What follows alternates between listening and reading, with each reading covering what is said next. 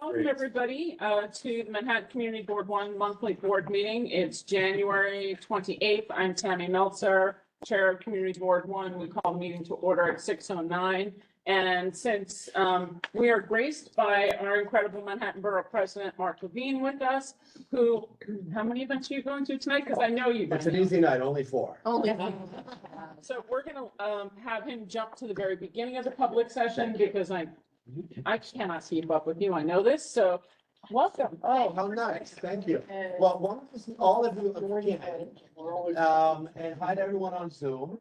I want to acknowledge that this is a really rough day in our city because of actions by the Trump administration. I'm not being political here. I want to talk about actual impact on New York. There were ICE raids today. We have very little confirmed information. As of my last update, we only have confirmation of one arrest. It was not in Manhattan, or one apprehension. It was in the Kingsbridge, in the hybrid section of the Bronx. But there were ICE agents in Manhattan today. There were some outside of the Row Hotel. I do not have confirmation on whether they made apprehensions, but I know this, people are really scared. And as a reminder, the Row Hotel is a family shelter. There are children there, there are people of all ages. And if this is intended to create fear amongst immigrants in New York, I'm afraid it's working. Sadly, there is more to talk about. The Trump administration has put a freeze on all federal contracts. This is money already approved by the United States Congress, which Trump, in a way that is, in the opinion of many, including myself, blatantly unconstitutional, has put a freeze on this money. These are contracts already signed and already done in many cases. This is money that we're entitled to. And I've been on the phone with panicked social service providers all day. And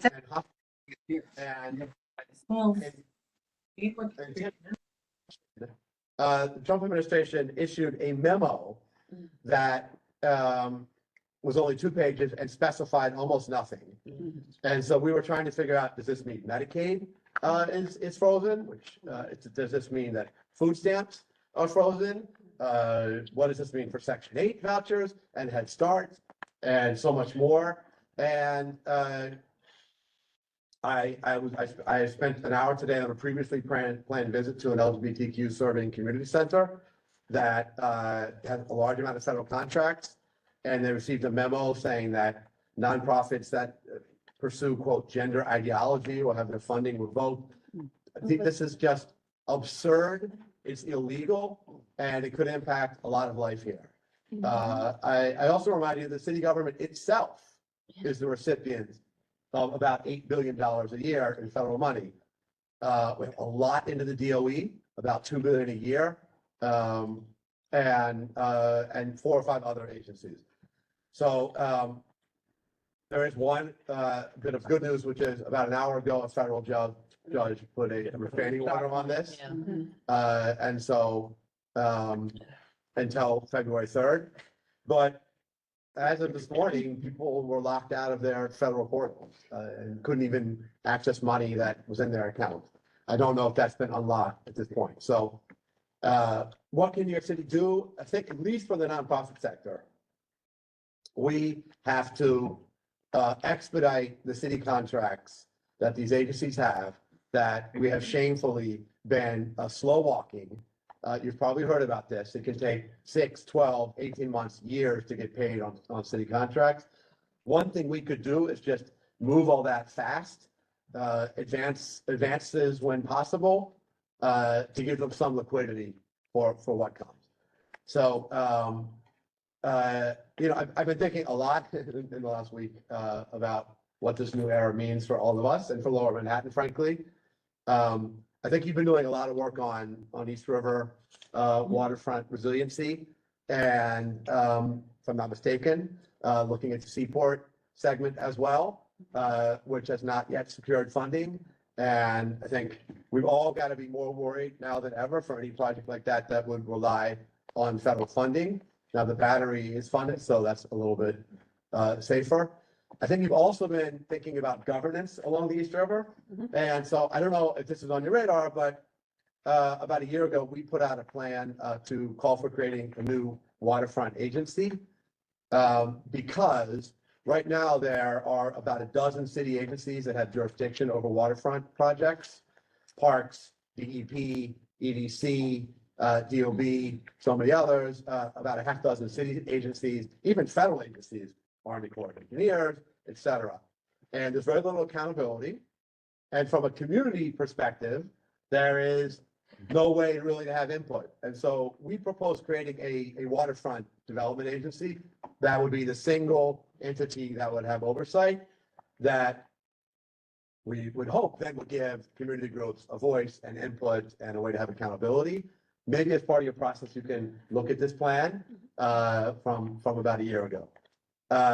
Just very quickly on application season. So we have our applications open for capital projects. And it looks like we're gonna have a little more capital money this year. So I want you to think about groups in Lower Manhattan, whether they're cultural or educational or housing nonprofits.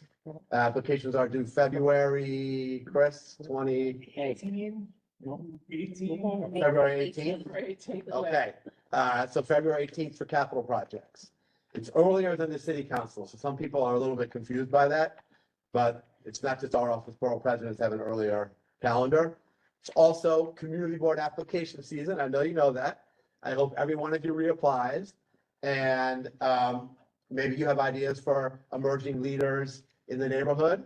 I got people in the room. Oh, is that now right? Who are applying. Emerging leaders in the room? Okay, good. Have you guys applied yet? Who am I looking at? Show me with beards. It's like, it's a lot of guys with beards, but all right. Richard Corbin is applying to the community board, okay. Leadership, Yeah. Brandon. This is also application season for the Community Education Council, CECs. And as a reminder, there's two ways to get on the CEC. You can be appointed by your borough president. You can also be elected. And for our office, the applications are open now and due May? Yeah, mid-May, but we'll take applications until these seats are done. Yeah, so we want great people for the CECs. You guys have a piece of 1 and 2, I think, right? Or only Yes, 2? we have both. Right, okay. We have, So we have a small piece of one, mostly two. Okay, that's great. If I'm not out of time, can I mention one more thing? Yeah. Okay. So, been very concerned about our broken mental health system. I know you are in Community Board 1. Mhm. And I know you've asked yourself something that I have asked myself a lot, which is, why are there people on the street, in the parks, on subway platforms that appear to have untreated severe mental illness? And why are they not getting the treatment they need? And I've been on a tour of facilities and programs and teams all over the borough to answer that question.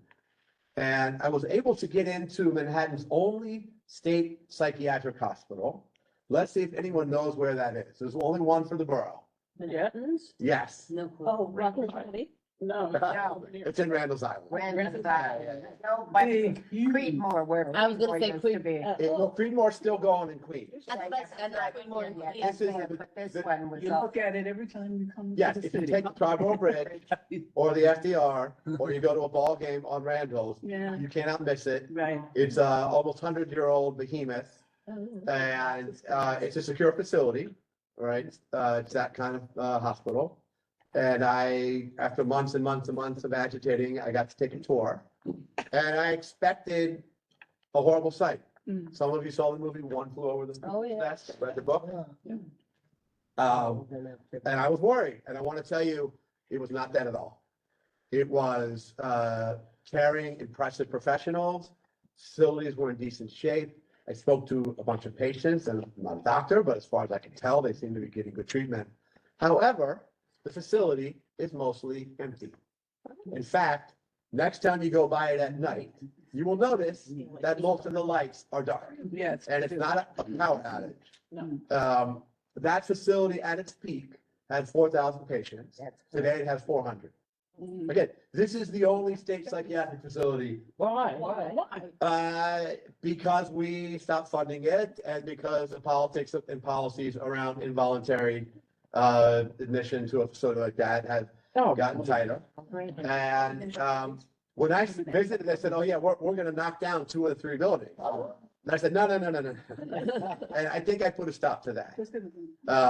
But we need to collectively activate, agitate, be active in the push to resuscitate that facility, get more beds, get more staff, get more funding. We can do that. But again, if someone, this is Lower Manhattan State Hospital, right? Yeah. This is, I want you to understand, this is all we got. This is it. And so this is relevant to you and everyone throughout the borough. If you happen to be extremely online, I did a Instagram video on this, has, not gonna brag, has 75,000 views. Did you see it? I saw it. Okay, so, anyway, I'm gonna pause there. Oh, actually, can I say something on 100 Gold Street too? Yes. Yeah. Hey, What you want. Is that what you were gonna ask? Yeah, right. Okay. Well, I was very upset that the way that not only you, but also I learned about this was a picture in the mayor's speech. I don't think there was any community outreach or consultation beforehand. I got none. I heard you didn't get any. So I'm very upset about that. Also, I don't know how you can do a rendering when none of the parameters of the project are set. And also, I was upset to hear they're not planning to make it 100% affordable.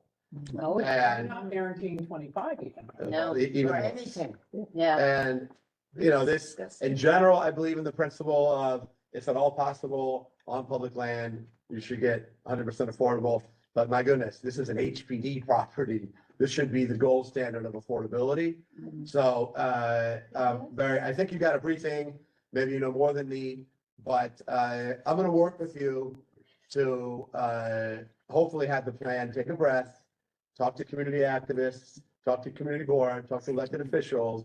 I'll be your partner in that. So there, I'm gonna pause. Thank you, everybody. Could I ask? Hold on, we have- Yes, go ahead. Listen, this is the first time Mark's been with us in a while, so I know that there's questions. We'll try Go to for go it. fast. Go There's a for it. couple of things. I'm gonna go first, sorry. We actually are gonna Sorry, reach can out we Yep, reset yep. timing expectations that are in our notes? 1 minute per question. Okay.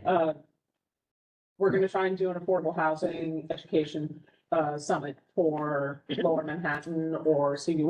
I want to work through this with you and all of our electeds because we need to be able to find a way to create space that is socioeconomically diverse housing, that has community benefits, that does things that solves the issues and isn't based on we can't have housing because we've sold it to the highest bidder possible and therefore the subsidies aren't there. There's not enough money.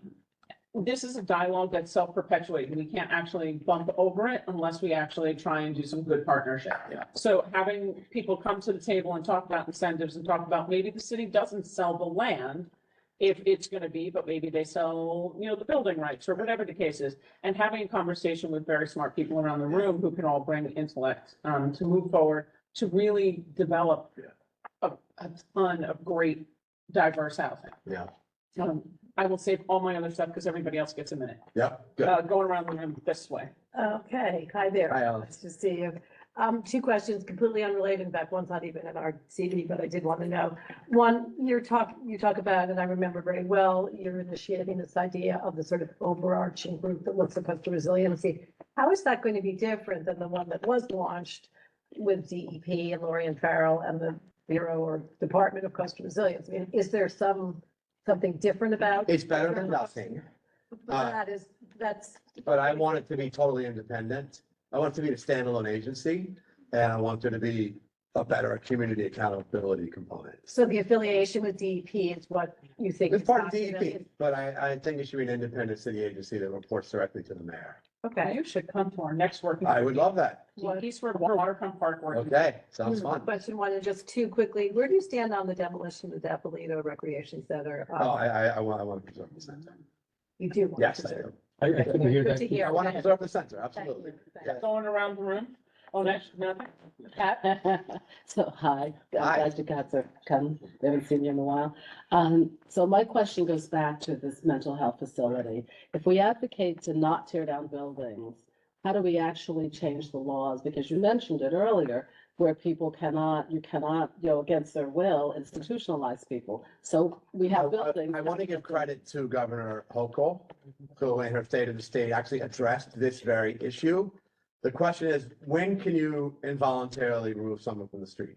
Now, when that happens, by the way, all that means is they're coming into an emergency department.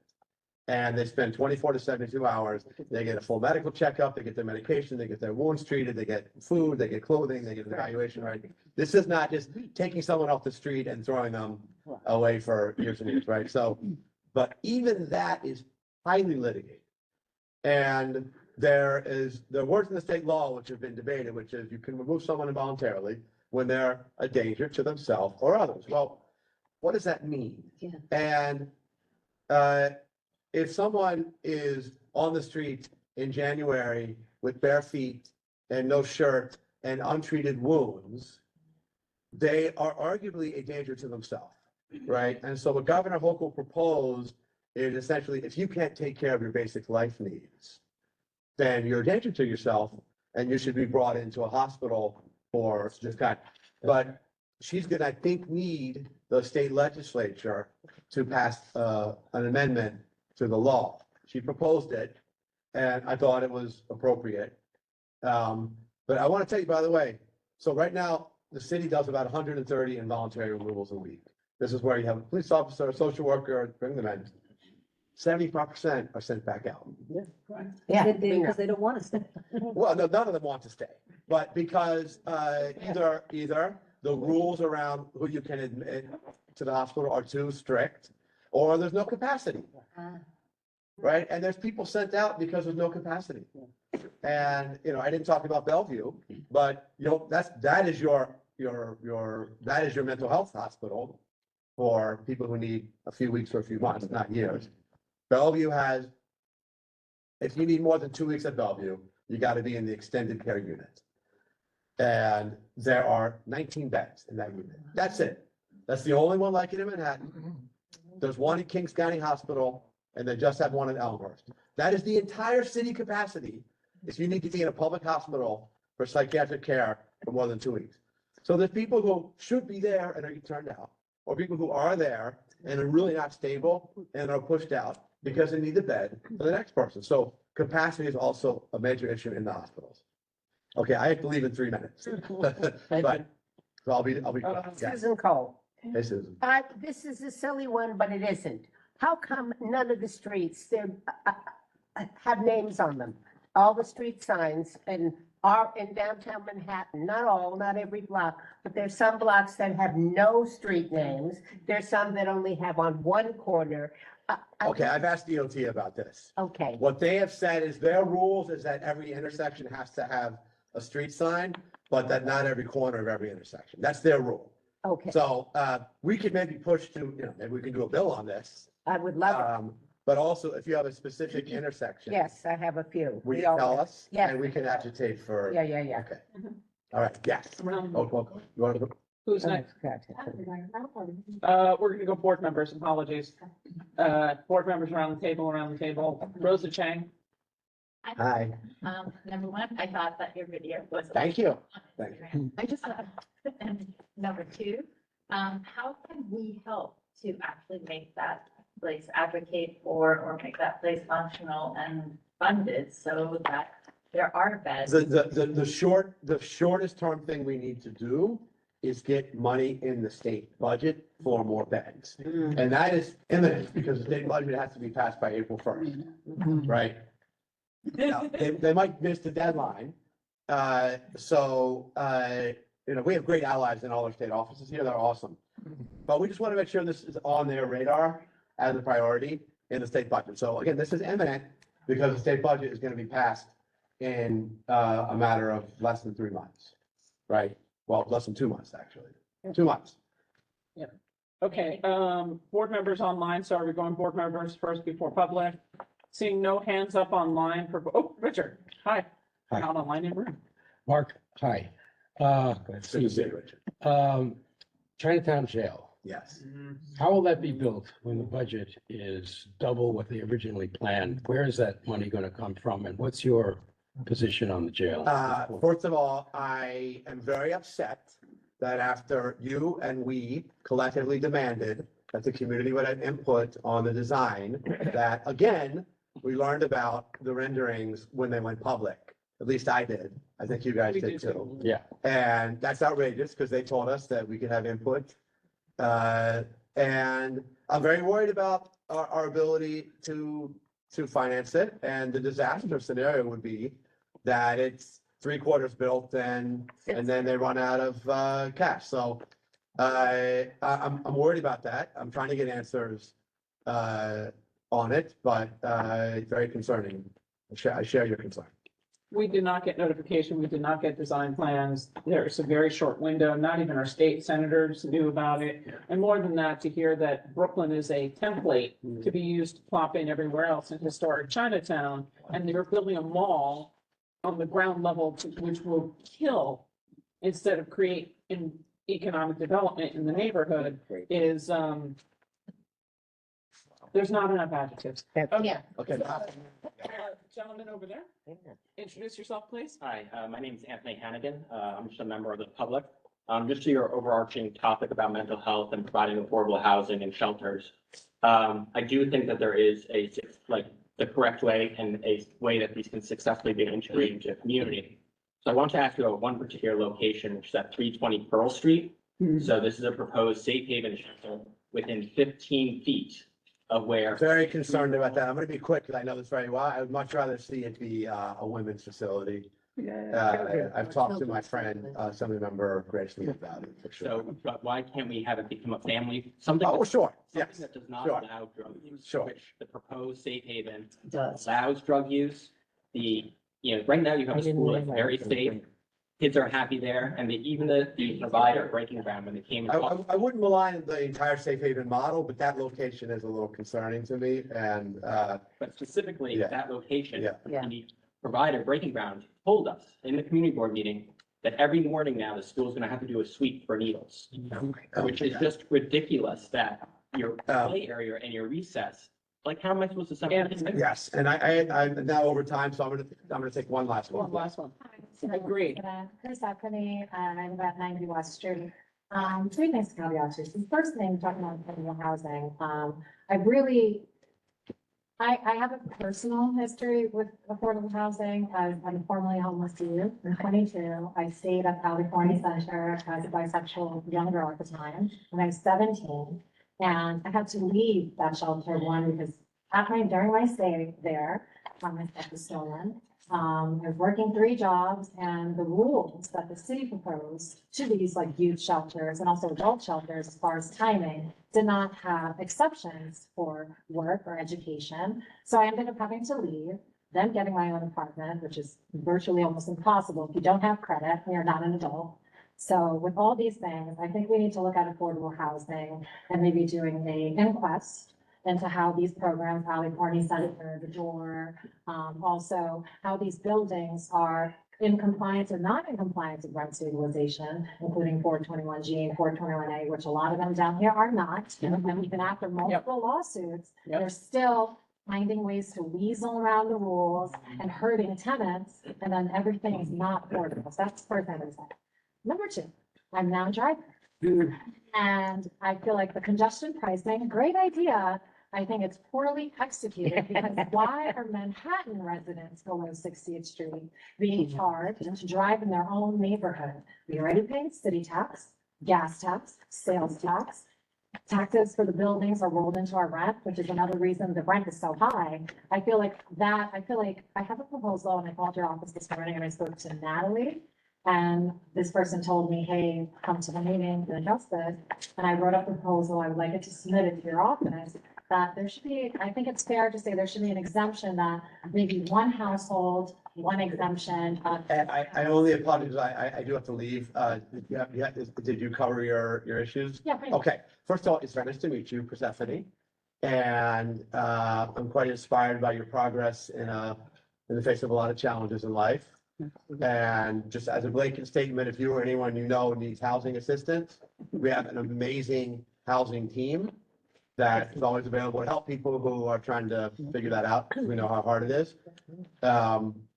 And on the congestion, pricing front, you probably know this, but, there is, a provision for the people who live in the zone who make $60,000 or less, that they get a tax credit for that.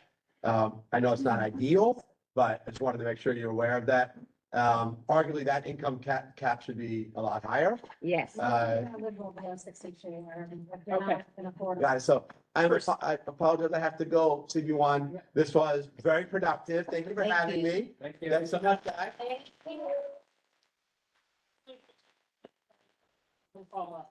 Persephone, please make sure you email whatever proposal that you sent to the Borough President's office to Community Board 1. It can be a topic that we could discuss depending on what committee can take it. Either one, okay? All right, let's move into the public session. We have a really short, and John Scott, I'm sorry, that I didn't see your hand up earlier. All right. We have three people who have signed up from the public session, so ideally that'll be nice. And I'm in January, right? Ann Marecka from the New York Public Library. Is she online?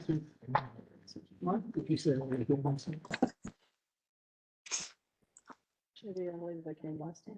Yeah, I think she was. I'm curious. I don't see anybody who signed up over there from the New Amsterdam Library. I think she was there here last time, right? Yeah. Are we looking at the wrong? Somebody looking. I'm wondering if I'm looking at the wrong sheet, but it says January 28th on If you it. haven't signed in, do a little scan. I did, right, so. Okay, so here's the good news. If my sheets are right and the forms are working correctly, I do not have, Gerald, did you want to speak during the public session? No. No. I do not have anybody who has signed. Do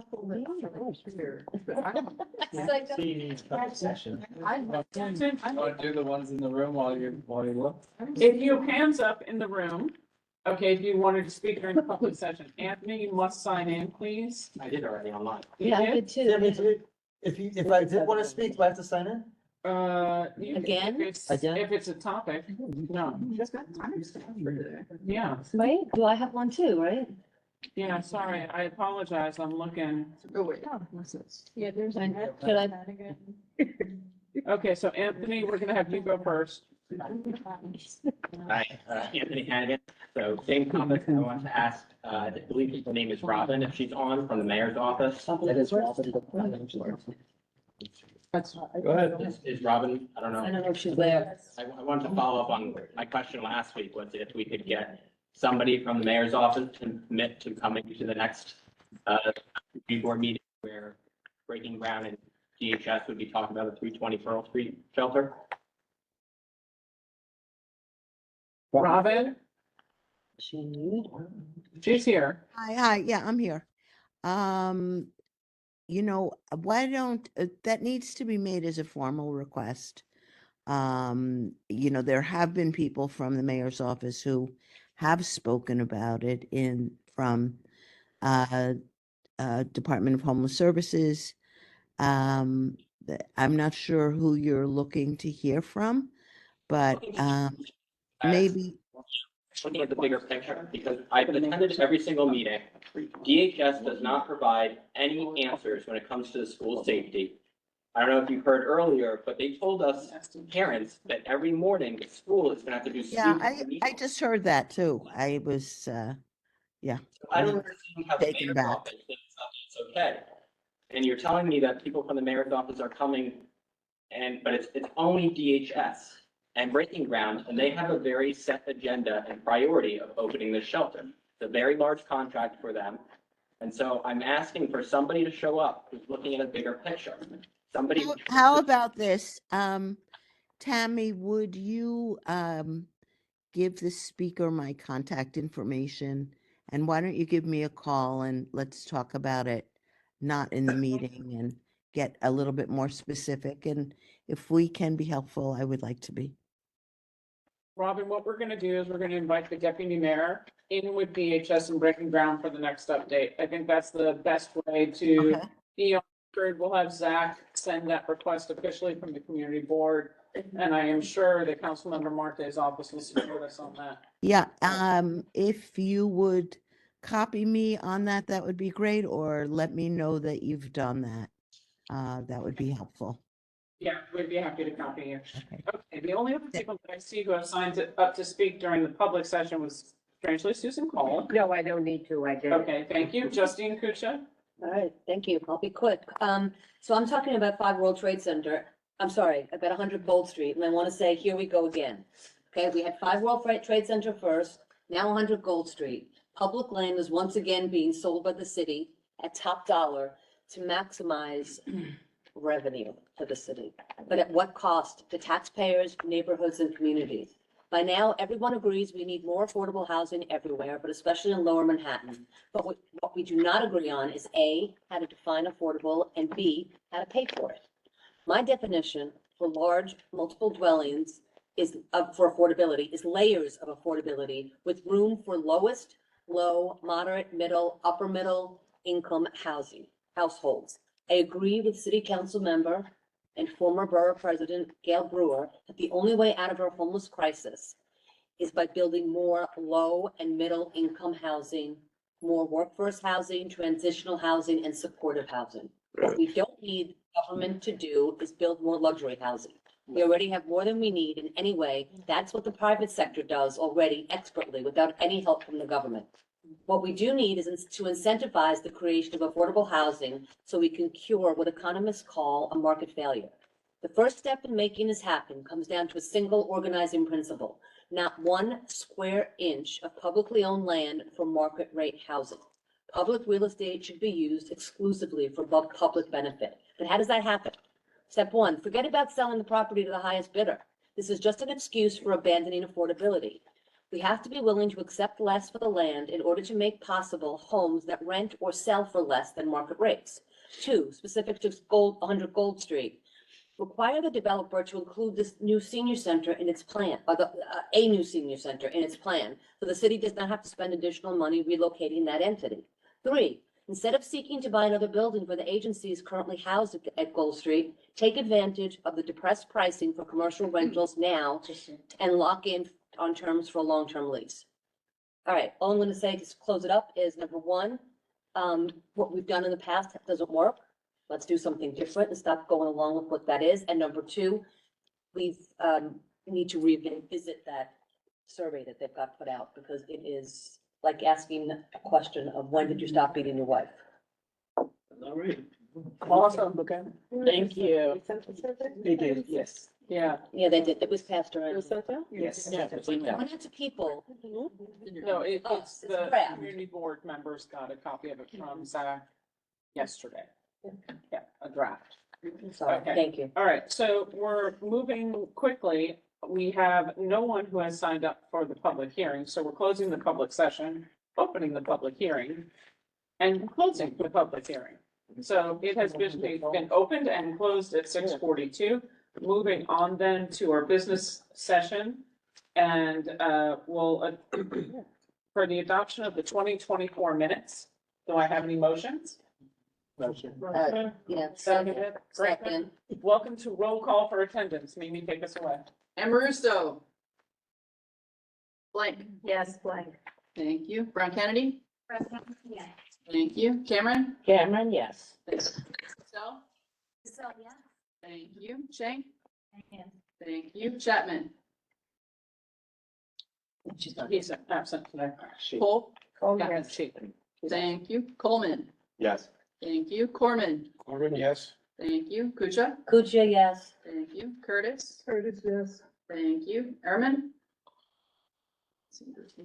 He's absent today. Got it. Flores. Flores, yeah. Thank you. Flynn, yes. Forsberg. Forsberg, yes. Thank you. Friedman. Friedman, yes. Thank you. Croman. Galloway. Galloway, yes. Thank you. Goldstein. Goldstein, yes. Thank you. Yes. Goodkind. Good, yes. Thank you. Hernandez. Rashad. Rashad, yes. Thank you. James. Joyce. Okay. Thank you. Capel.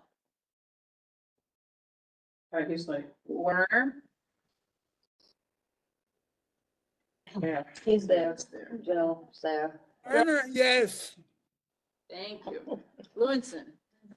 Thank you. Lynn. Lyon. Lyon, yes. Thank you. Meltzer. Yes. Thank you. Minsley. Minsley, yes. Thank you. Moore. War, yes. Thank you. Pena. Here, yes. Thank you. Portia Corey. Thank you. Robinson. Robinson, Happy New Year and yes. Thank you. Rossi. Rossi, yes. Thank you. Scott. Scott, yes. Thank you. Shear.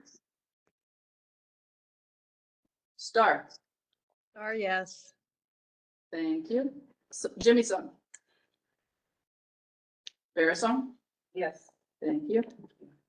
Terry. Thompson. Thompson, yes. Thank you. Townley. Townley, yes.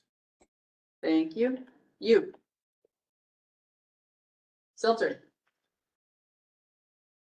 Yeah, he's here. I saw him a second ago. Yeah, he was here. Alright. That's Andrew.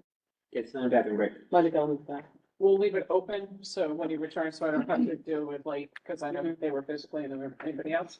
I was it. Okay, great. Let's move along to elected officials. I think Tracy Jackson is on from Assemblymember Glick's office.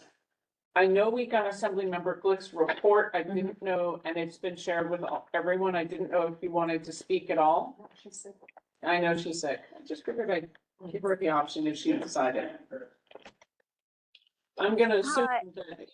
Hi, this is Tracy. I am here, but I can't stop coughing. So, thank you all. Nothing really new to report that's not in our written report. I just mentioned in the chat that Deborah is, as we speak, still hosting a environmental conservation budget hearing that began at 9:30 this morning, and that will continue through the night. They still have more panelists to go. So I'm keeping one eye on that as well. I'm happy to try to answer any questions, but that's all I have for now. Okay. The report is online. If anybody has any questions, certainly you can email them also to Tracy. If you need, we can share any of her documentation so we can save her voice. Thank you, Tracy, very much. Seltzer, I need your vote on the minutes. Yes, Seltzer, yes. Thank you. Okay, looking down the line, yeah, I got a thumbs up there. Awesome.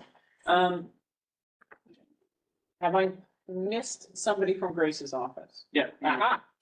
Go ahead. Okay, hi everyone. My name is Hayden. Some of you might have seen me before when I was an intern about a year ago. But now I'm serving as Director of Special Projects with Grace Lee. A couple updates for you today. Fanny regrets that she can't be here. She had another engagement. So I want to say happy early Lunar New Year. This will be the first time in state history that students will be able to celebrate it with their families without missing school. This is incredibly personal to the Assembly member, and she's incredibly proud that we've been able to do this. Other legislative updates, as we all know, Hochul's budget recently came out. We're still going through it because it's incredibly long, but we're gonna, as usual, do everything we can to make sure that our communities get the necessary funding that they deserve and more. We're very fortunate to have the governor pass and sign one of our bills that we introduced last year. It was our Stop Hiding Hate bill, which imposes restrictions and mandatory reports on what social media companies operating in New York State are doing to crack down on hate speech, disinformation, misinformation, et cetera, because we all know that is more important than ever in these times. Additionally, thank you. Let's see what else. We're working on a lot of Lunar New Year events. We're hosting a breakfast with Mark Levine on, I believe, Saturday, February 8th. So that'll be really exciting. If you're interested, please contact our office. It was really, really busy last year and a lot of fun. Sorry, say the date again, please. Saturday, February 8th. I can double check that for you real quick. That's the date. Yeah, that's good. Okay. And then I think that's all. We recently introduced a bill aiming to implement API history into our schools' curriculums.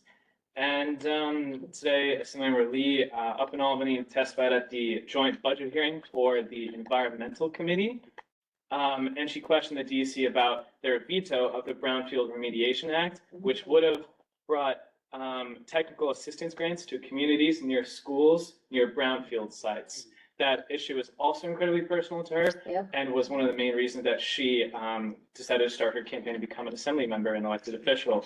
So it's deeply disappointing, and so we're questioning the Department of Environmental Conservation on what we can do about that. I don't want to take up any more of your time. I think that's about all of our updates. For any questions, please talk to me or email or call our office. Sorry, can you repeat your name? My name is Hayden Ryan. Thank you. Of course. Anybody have any questions for Hayden? Awesome, Hayden, thank you very much. Thank you. Dan, sorry, I know you're back there. Oh, yeah. I missed you, sorry. Hey, everybody. Happy New Year. I don't think it's too late to say that. Is it too late? It's an ideal night because it's Happy New Year and Happy Lunar New Year, so you hit them all. No, but it's today. Hold on. Okay. Anyways, as you all know, there's a lot going on. We're going to schedule a February working group for the jail, just because of everything that's going on. So we'll be sending out invites for that, but also keep getting in touch with me. If you know, you know. I guess I'll speak really quickly about, I'm really excited. Senator Kavanaugh is going to be pressing for the Housing Access Voucher Program, HAVP, which is a program that, if funded at $250 million for the first year, will make housing affordable for people who are at risk of going into shelters, who are homeless or living in shelters. We're also going to be working to expand funding for the Shelter Arrears Eviction Forestallment Program, or SAFE. And that is similar emergency rental assistance to households under SAFE's more flexible criteria. And then the last thing that we're doing with rental assistance that I'm really excited about is we're going to try to make amendments to SCREE and DREE. So the senior citizens rent increase exemption and disability rent increase exemption. We're going to try to make it so it's a truly affordable program by freezing SCREE, DREE's recipients' rents at 1/3 of their household income. We're going to try to increase the income cap to $67,000 and index the cap to annual CPI increases. And we're going to try to expand enrollment by creating an auto enrollment, auto renewal program to make sure that anybody who's potentially eligible gets it. And so it's comprehensive and it's going to be really difficult. Definitely, we've tried HAVP in the past, but feeling good about it this year, and I'll stop there in case anybody has questions. Anybody have any questions for Dan? I think John. John Scott, you are first. You need to unmute yourself, John.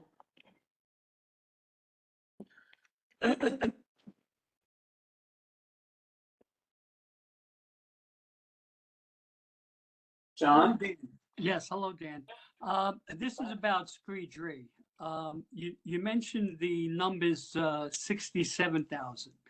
But you know, this you know, not only represents IPN, it also represents Battery Park, and people down here, we pay a little bit more rent. And I was thinking of a number of 70,000.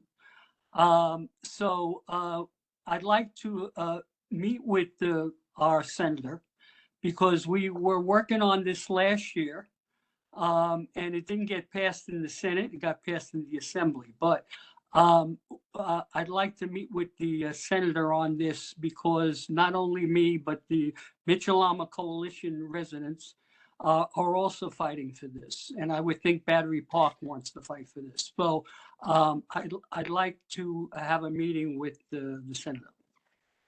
Great, John. Yeah, I'll follow up. You have my cell phone number. Just call me. All right, awesome. Okay. Betty, go ahead. Sounds like you're doing a lot of work on housing, so congratulations. The question is, and this is a very unknown at this time, but any of it relies on federal funds. Yeah. Betty, we couldn't hear you. Yeah. How much, if any of it, would be dependent on federal funds to carry out this legislation? I'm not sure, and I hadn't really even been thinking about that until today. Now is something we're thinking about. I can follow up with you. I don't want to just guess. and But, put you it know, on the that's table. fine. I think it's just a general answer that probably everyone's interested in. Yes, agreed. Anybody else have any other questions in the room? I see. Nope, sorry. I apologize for Stephanie, but during the business session, only board members do it. The public can listen. And when Dan leaves, you can certainly catch him on the exterior. But once we start the business session, the public session is over. But on the other hand, you should come to committee meetings. Yeah. All righty. Anybody else, from the board have a question? Anybody else online? Seeing none? Well, you know, I just want to say, Oh, Pat? we may want to follow up in March with you, Dan, at Quality of Life, because there are some other questions about screen injury. I think I had asked you about assets. Yeah, Yeah. definitely. We should all touch base on this. I think that it's good to have this community input. I mean, the rent, the cap, and a lot of the details too. I'd be happy to go over it. Sounds you know, my time on it. Yeah, makes it tough. Thanks, Dan. Yeah, just. Okay, so Vicky and then Justine and then Rosa. I wanted to know, I tried to look up today, but what is the team that was selected for the jail project? They're called Tudor Perrine. That's the They're contractor. It's a design, but who's the architect? I'm not sure.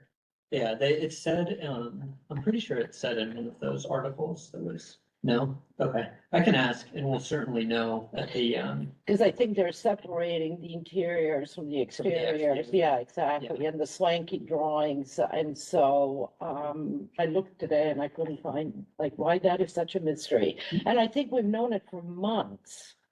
And the public has not been informed. do you have my information? If you don't, then let's exchange information and we can talk about it. Thank you. Yeah. Great. Justine and then Rosa. Thank you. Hey, Dan, I just want to say thank you again for introducing or reintroducing the bill about Battery Park City and freezing the increase in ground rent for people who fall under, whether it's 150% of AMI, 130% of AMI, whichever that ends up getting agreed to. And I just want to make a comment that I'm grateful to you for reaching out to Assemblymember Fall's office. And I'm looking forward to hearing from him that he's going to push it forward in the assembly as well. Great. Thank Yeah. you. Rosa? Again, following up on the discussion with Michael regarding. Can you speak louder? Because I'm Following up on the discussion with Mark Levine on the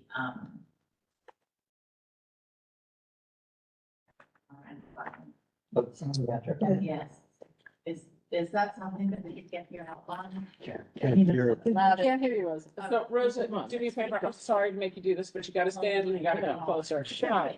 Project, yeah, you're a mother, you can do that. And if we could get your assistance in trying to secure state funding for that effort and to actually make more beds available. I think in the community, we recognize that there are a lot of issues. That would help. Yeah. I don't know what you're, Asking what for, are yeah, you 'cause we asking can't for? hear Liz? I you. couldn't hear you. I think she's asking for more beds and funding for, For what? gigantic beds. Mark Levine talked about The mental health, is that what? Yeah.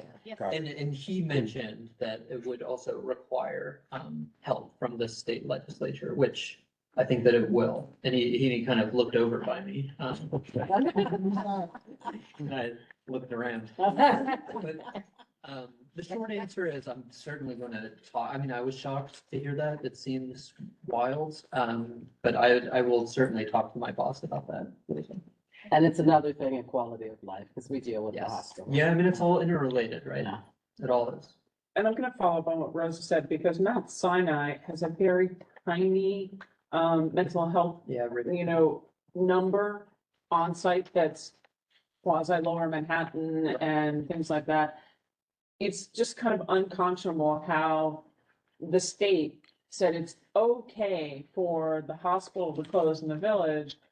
And feels like the left hand doesn't know what the right is doing, and the feet are going in one direction, and it really does seem that there is not any kind of a cohesive city or state plan for mental health. And in terms of bed count operational, how is it possible that a facility that holds 4,000 people, I think you said, or 2,000, whatever. 4,000. Yeah. Has 10%, Nobody there. has 10% occupancy. Meanwhile, the streets are crowded. I mean, if the governor's asking to, saying we're gonna take people in against their will, then That's what we heard, that's where we're- they should go. That's where they should go. It's only locked up. Space, I mean, that makes, we need We staff. don't want people living on the streets. It's cold, it's nasty for them, it's not healthy, and it's not helping them move forward in life. Nor is jail. Nor is jail. Exactly. And if those are the only two options, no wonder we have a problem in here. Right, or 24 hours. Yeah. That's also Exactly. Yeah. All right, so thank you, everybody. Let me just double check to make sure there's nobody else online. Seeing nobody else, I don't see John here or Carlos. Carlos. Hi, Carlos. Hi, everyone. Carlos with Congressman Goldman's office. Just wanted to get some quick updates. Can you speak up a little bit? Well, first, also introduce yourself a little bit louder because you were very dulcet tone when you were the last one. Sorry, Carlos with Congressman Dan Goldman's office. There we go. It's good. All right. So just a few updates. Just like everyone else, we were hit pretty hard with these executive orders last night. We are currently working on doing outreach with community-based organizations to see who's impacted, how they're impacted. If you guys have any organizations that you collaborate with, please have them call our office. We're collecting their information. Just starting to get a list going to get back to them and see how we can help them out. Second, for the immigration, on the immigration front, we are working with New York Immigration Coalition to host Know Your Rights clinics in the district. Right now, the first one that we have will be this Friday in the Brooklyn side of the district, and I'm working with them again to schedule more events in the Manhattan side. It's just they're at capacity, so we're kind of working at full cylinders right now. That's really all I have for now, but if you have any questions, please feel free to, I'm here till the end of the meeting and I can give you my email and phone number. Okay, does anybody have any? Betty, thank you. So, Betty, do me a favor. I need you to come in. I need you to come a little closer because you're back. I'm sorry. And I love you, darling, straight across, but can you move a little bit this way so I can see Betty because she's a little behind you? Towards Cody. Surely. The other hand, coming out of university, I can tell you that most of us with grants are completely on that. Anyone doing outreach to the various university centers. Nobody's even mentioning that, what they say, call me if you know something. Still can't hear the question. Can you repeat the question because we couldn't hear it down this end? Sorry, Betty. Yeah, she's asking if anyone, I guess, in our office has done any outreach to universities that are depending on funding, federal funding. So right now, we have not. We actually do have an event tomorrow with Pace University. It's for an entirely different meeting, but I'm sure it's going to come up, and that's also something that we are mindful of. This has impacted, students, universities, basically every institution in our city. So right now we're actually kind of playing catch up and trying to get the ball rolling and see where we can, who we need to talk to and who needs our help. And it's a very wide net. Thank you guys, I'll make sure they're on the radar. Yes, absolutely. Thank you. And you also sent an email today. We also sent an email to the community, letting them know, the situation and also to contact us. So if anyone who's impacted from the university level, anywhere across, really contact the office so that we can start a list and get documentation and seeing how we can help. Funny question, Peter, do you have a question for Goldman's office or are you just waiting your turn? Waiting my turn. Thanks so much. Anybody else in the room have hands up for questions? All righty, Carlos, thank you so much. Please make sure you signed in so I don't miss you. All right. So thanks so much. We'll move over. Robin, do you have any updates from the mayor's office? Just a couple of quick ones. First, Happy New Year. Kang Hoi Fat Choi. Tomorrow is the start of Lunar New Year. And I've always thought till the end of January was okay to say Happy New Year, my personal thing. A couple of quick updates. During 2024, there was a big effort, as you know, to close down illegal smoke shops, and more than 1,300 shops were closed during the year. The other, another quality of life and safety statistic is that more than 20,000 guns have been removed from our streets. It's sort of an incredible number.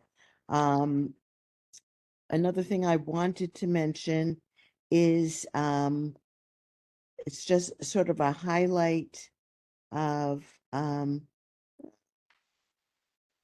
sorry, I lost my place.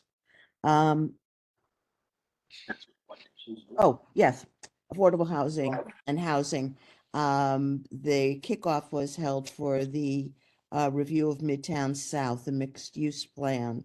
And if it goes through, we can look forward to seeing almost 10,000 new homes in Midtown East. So it's an exciting development that hopefully will help alleviate the insane shortage that we will face. And that's it. John Scott, your hands up. Hello, Robin. How are John. How are you? Long time. Okay, listen, last year we tried to get a bill passed for Scree Dree to raise the limit on the income. And one of the things that came back from the Senate is that the city was pushing back on this. And as we know, everybody's in favor of affordable housing. Everybody's in favor of the seniors. But for some reason, there was pushback. And so I'd like you to go back to the people in the city to say, listen, seniors vote, seniors need this, and they built this city, and we need this bill passed. And we'd like the mayor to send something to the Senate to say, I am 100% behind raising the limit for Scree Dree so that people can stay in their homes. I was not aware of that. It is, as you know, a state program. But, yes, but the city pays the bill with that because they the landlord subtracts it from their bill. Right. Yes, let me tell you again, there was pushback from the city. So I would like a statement from the mayor saying I am for senior citizens to get more money that they can earn up the limit on the let me do a little research and circle back. Well, a simple letter, like you said, it's the state legislator that passes the bill, but it's the mayor that has to pay the bill. So if you would have to do something. I hear you. Let me see what I can find out. I do think, John, that this is a topic that you could take up in quality of life and pass a resolution urging as well. So I'm going to tell every elected official, and I brought this up last year and it never got passed. And this year I'm going to raise my voice. Awesome. Gotcha. All righty. That brings us to Max from Martes and then Peter from the DA's office. Max? Yeah, he's online. Okay. Yeah, we missed you. Did I bump you down? Or are you here? I don't see him. Uh-oh. I might have lost him. Peter, you're here. Let's take you next. Hi, good evening, everybody. Happy New Year. I'm sorry I can't be with you in person tonight. I'm actually at home about to start dinner with the family, which, as is a tradition for Lunar New Year's. Some updates. Last week, we indicted a man for shoving another individual onto the tracks of an oncoming number 1 train at the 18th Street subway station on New Year's Eve. He was indicted on 1 count of attempted murder in the 2nd degree, 1 count of attempted assault in the 1st degree, and assault on the in the 1st degree. Other projects we're doing, we're increasing our annual investment this year with community-based organizations to work proactively with youth to prevent gun violence from $200,000 to $300,000 a year. This often involves paying younger New Yorkers stipends to participate in meaningful programs to use their time constructively throughout the summer, pursuant to an RFP that we've recently closed. And finally, a reminder that our high school internship program, we're accepting applications through March 12th. Our next information session is February 6th, and the big change for 2025 is we're only accepting residents from Manhattan for this program. Thank you. Any questions? Any questions for our district attorney? I have one question. There seems to be a lot of people who have been arrested lately and then returning to the streets, arrested for the same thing, and then returning to the streets. The news the past few days has been highlighting a great amount of those types of people. Can you comment on, I'm not going to ask you about an individual case because I understand that's confidential, but can you comment on the ways that it would be helpful to get people to have help and not be able to return to the same subway stations to be pushing passengers?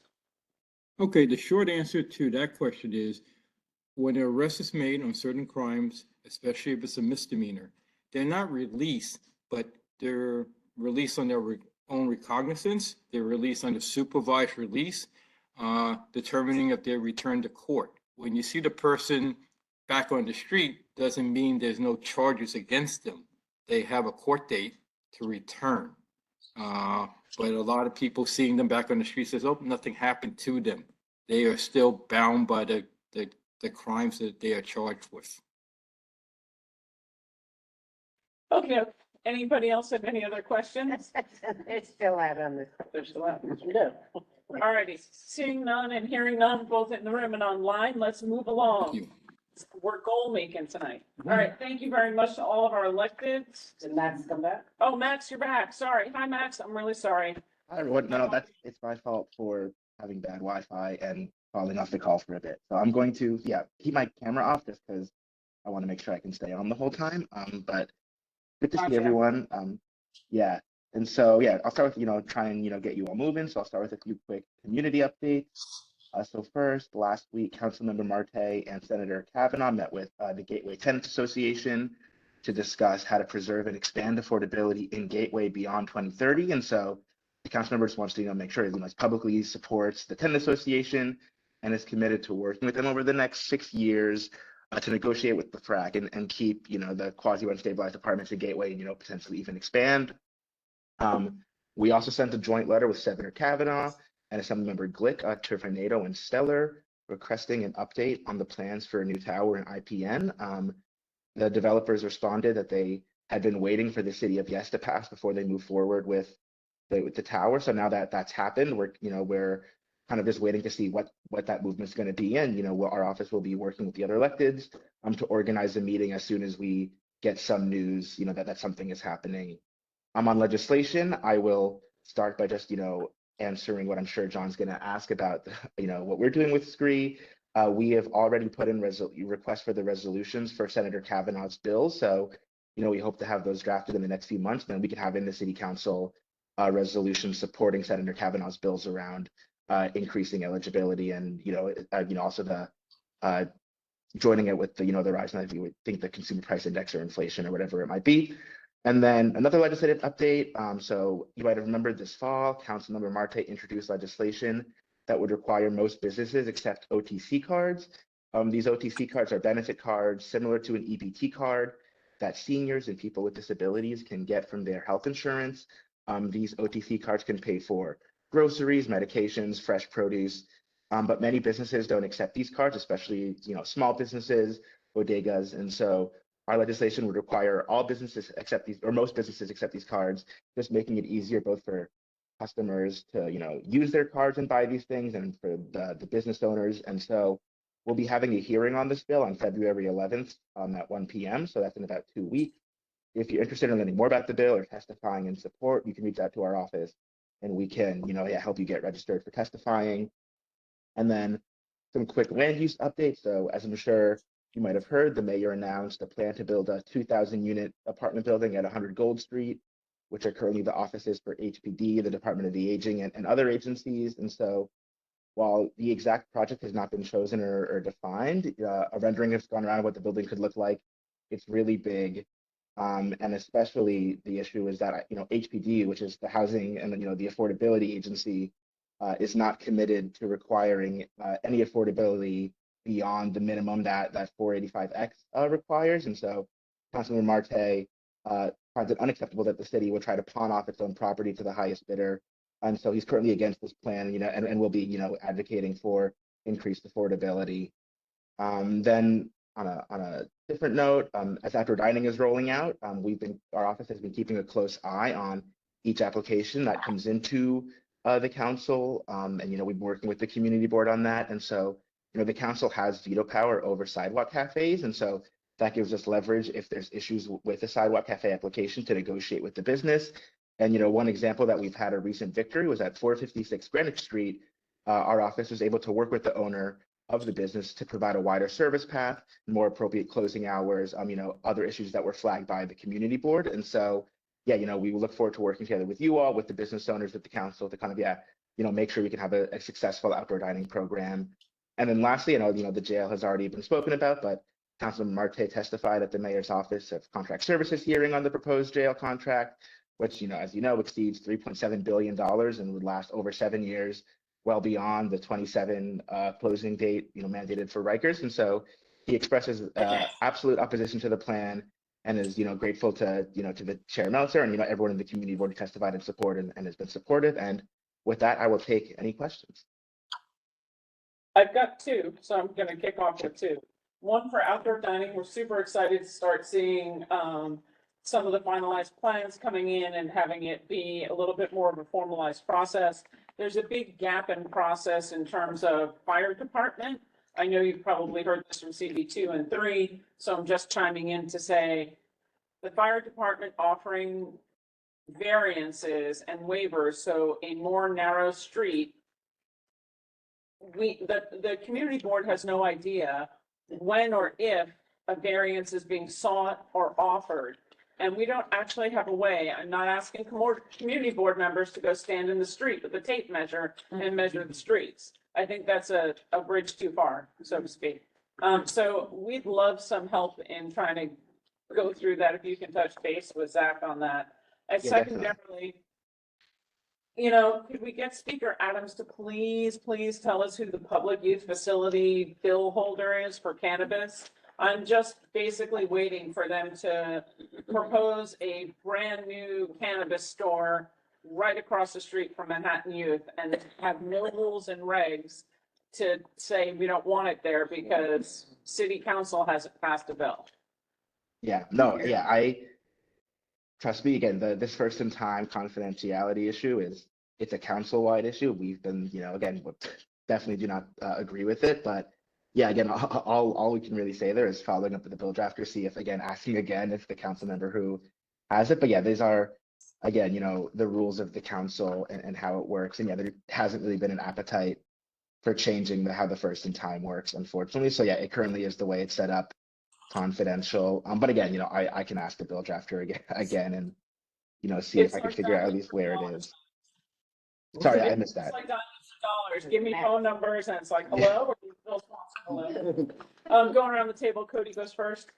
Hi, Max. Transportation Alternatives released its end of year report this week, showing the number of pedestrian fatalities citywide rose from 100 in 2023 to 121 in 2024. It turns out Council District 1 has the highest number of pedestrian deaths per capita. Council District, nearly 3 times as many pedestrian deaths as the average district. Do these types of numbers give the council member any pause when he's such a vocal proponent for bringing back a private car traffic to Park Road that will surely lead to more congestion in Chinatown, including dangerous Canal Street? I mean, again, I haven't seen that specific article yet, but I mean, I would say, right, we're not proposing all cars on Park Row. I know, right, it's asking for, right, bike lanes, pedestrian crossing, public transportation, emergency vehicles. And again, at times, private vehicles. So again, I'd have to talk to him to get an official, statement in response to that. But I would say I don't believe our approach to Park Row is what's going to cause a massive increase in pedestrian fatalities. It's definitely an issue in our district. But again, there's a lot of people in Chinatown, who want it to be open to pedestrian, vehicles. So I think we're trying to take an approach that takes into consideration all the stakeholders in the various communities impact, that have access to Park Row. There are opponents who say just exactly that, All right, we're good. Right, I can say people might be, saying they want it to be only, private vehicles. I can say that's not the council member's position to make it only open to private vehicles. Oh, no, I didn't. It's not. Oh, sorry, okay, that's a bit, sorry. Anybody else in the room? Seeing no hands in the room, seeing no hands online? John, is your hand still up? Yes, it is. Yes. Yes, so, Okay, go. hello, Max. Hi, John. Just to give a little clarification, the IPN Tenants Association met with Formato people today, and I was in this meeting, and they told us the same thing. We're holding off until we figure out the city of yes.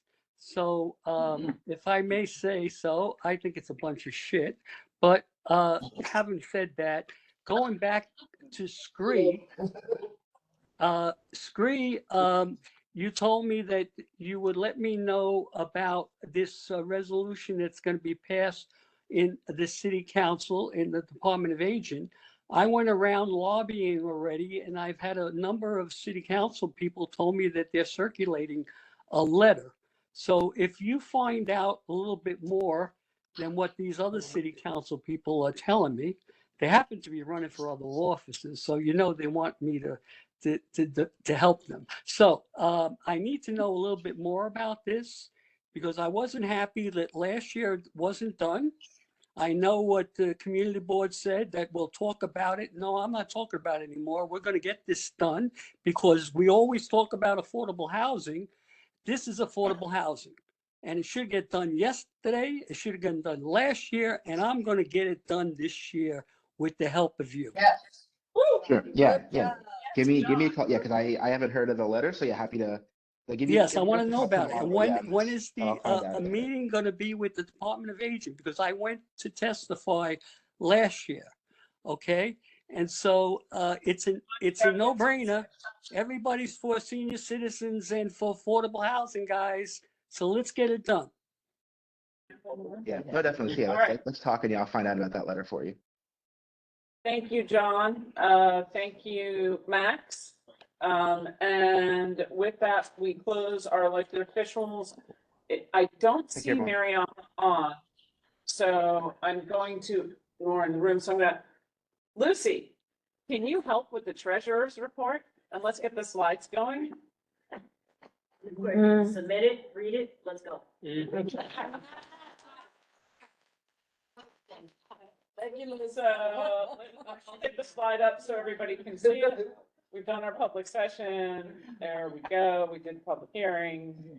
Okay. Treasurer's report. Does anybody have any questions? It is also in the materials that were shared. Hearing none, seeing none, moving on. Next slide. Thank you. Zach, take it away. All right, so as you probably saw, the preliminary budget was released earlier this month at $114.5 billion. The community boards have opportunity to respond to these budgets by February 15th. So we got just today our responses to our district need assessments that we put out. All that work that all of you committees have did to select all the items that were important for the district. They responded to these, and we got those back today, so I will send those out tomorrow to everyone and look through, and this is our opportunity to respond to that. So I'll figure out a way for you to share feedback with me that we'll consolidate and try to get into a response to the budget. Just a reminder that the 100 Gold Street survey I passed around. That is a draft from EDC. If you have comments on that draft, we can share those back with EDC. When's that due? That is our call, Thursday. In light of, news today, on immigration, enforcement, I pulled up, a resource that was sent to the community board from the Lawyers Alliance for New York that gives guidance for, nonprofits on immigration enforcement. It was a pretty good resource to look through, so I recommend if this is of interest to you, to take a look at it, from, the legal perspective. And so some scheduling changes for February, due to President's Day holiday Monday, we had to move some stuff around. So EPC will be on Thursday, the 20th, and executive will move to the following week, Monday, the 24th. And that's it for me. Oh, Happy New Year. Happy Lunar New Year. And Amy's gonna time everybody because our goal is to get. So again, as a reminder, if you only have reports, it's 2 minutes a topic, you're maxing in 6 minutes. She's gonna be brutal tonight. All right? For all board members, we don't have a hospitality committee at the moment. Snack food is no longer guaranteed at the full board. If that doesn't work for you, reach out to Lucy and volunteer. Next slide. If I volunteer, it's gonna be very healthy. Well, this was my idea, so this is what you're getting. That's it. All right, this is where we've been. What's wrong with pizza? Yeah, all right, keep going. This is where, where we've been since the last meeting. Keep going.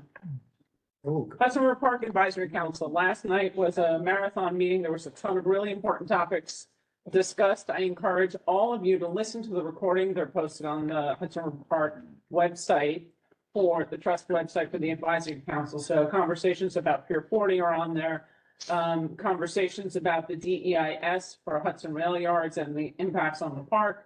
And then 2 things are currently happening. The QR code is up. There is Manhattan Cruise Terminal Master Plan being done with EDC. They have their public workshop meeting tonight. Since we have this, the QR code is there for an online survey, and then there'll be one more workshop in March. I encourage anybody who has any interest on recreating everything and anything that could possibly be, think wild, think broad, think expansive, think dreamlike. All right, and then they are redoing the landscape in the Esplanade between 29th to 46th. It was I want to say something like a 42 slide deck. And I took the first and the last. I'm not going through everything. I encourage you, if you're interested in that, please go look. Next slide. Okay, upcoming. We have so much happening in CD1, which is awesome. We are supposed to get a FIDA Seaport Master Plan design presentation with a new Pier 19 changes for 15-6 and the Coast Guard site, hopefully February. The Battery Maritime Building for their public access, and their annual reports, which we have not seen since they opened, hopefully will be February. BPCA, we don't know when their final environmental impact statement will be happening, from the project that goes from Northmore down to the battery. So we'll hear more, down to Wagner. We'll hear more about that. I would say a couple of months. Quarterly updates, we're expecting Downtown Alliance and the Seaport Entertainment Group. We're expecting the Park Road traffic study to be presented. They're going to CB3 in March. We have to work out with Betty and Jess when they're coming to CB1. FDNY variances, we talked about 100 goal, everybody knows. We're working on LZE conversations and analysis, if you'd like to be part of that, and working with the land use consultant and the presentations that will happen in land use and discussions between and exec, please email Zach and I. For the holiday get together, we're going to do May 4th. So it'll be existing board members, new board members and families. So it'll be a nice way to kind of have everybody. It'll be a 3 to 6 on a Sunday afternoon. We're going to look to find a budget friendly restaurant with indoor outdoor because there's limits to what we'll charge, right? Sorry, You pay for your bar. Land use, zoning, economic development. Okay, happy Lunar New Year. So there's tons of stuff happening in Lower Manhattan. I highly encourage you to support everybody, China Institute, the Seaport. There's a really cool, funky thing called Infinite Harmony, which is an AR exhibit and art that'll be in the Oculus. The Chinese New Year Parade and Festival is Sunday the 16th. The parade kicks off at 1. That was me, Mariama, Richard, and Andrea from CB3 enjoying the heck out of ourselves last year. It was a really fun day, kind of crazy. Long walk for a parade, man. But I encourage everybody to enjoy the season. Thank you so much. And with that, I close my chair report. Any questions? There you go. All right, here we go. Resolutions. I told you, we're working. If you were not here for the roll call vote, Mariama and Joel, if you were not here for the roll call vote, when we take the next vote, please announce your last name in the vote. And Hernandez and Mitch. And Hernandez and Mitch. Okay, fantastic. Forward for the road. All right, let's hit the first one, which is the RFP for sale and redevelopment for city-owned property at 100 Gold. There's a resolution that's up. Anybody have any questions, comments? Anything to add? I'd like to take this one separately, and then if you're okay, we will join all the outdoor dining road beds. The only reason why, just so everybody knows, we have to do road bed is the timing isn't working. So just a heads up for the board. DOT has advised all applicants to move forward with road bed now because there's an April 1st deadline, so they're trying to process everything through. The people who came through, many of them will also have sidewalk, but we're seeing them separately because sidewalk does not have that deadline of April 1st, and DOT is trying to process as quick as they can. So it's a little bit disjointed more than we would like, but plowing ahead, let's just get it done, all right? And so whatever committee, whether it's licensing or exec, that it fits in, based on the timeline that DOT has given us for public comment and feedback is where we're going. So sorry, but just keep an eye out and take a look. All right, any questions, comments? On that resolution, I do. Yeah. Go. Okay, yeah, just on the picture, I added that last night, but I did forget to put, you want to identify the pictures, Act, so proposed tower, FX Collaborative, the dated 1/9/2025. I'm talking about the, source, 100 Gold Street, the source, right? And then under, be it further resolved, I think it's important to be specific about a lot, but certainly I would ask that in your 4 points, you add a 5th, which would be to confirm the proposed size, massing, zoning, and required regulatory applications necessary for the project for immediately.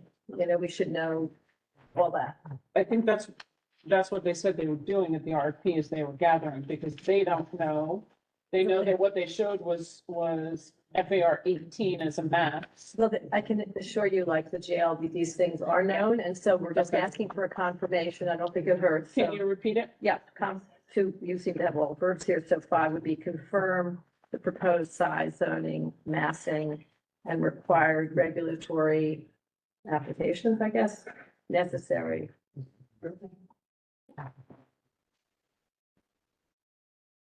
Needed.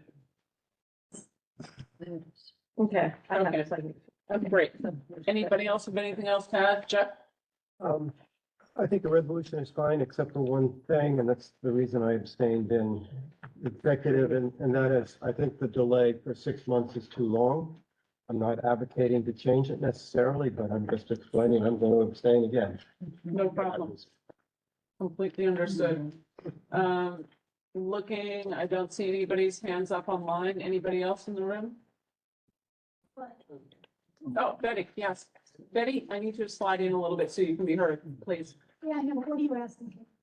Just any other comment? Any other comments? That's it. Call the question? Second. Fantastic. We're gonna go by vote by affirmation. Mimi's gonna roll call the four I just showed. Call the people that showed. Froman, Yes. thank you. Hernandez, Hernandez, yes. thank you. James, Okay, there. thank you. Gopal? Okay, yes. Good to see you. Okay, they are now reported for the public record. Everybody, we are doing affirmation. Are there any no's? Hearing none in the room, seeing none online. Are there any abstentions? Callaway abstains. Ross, 15.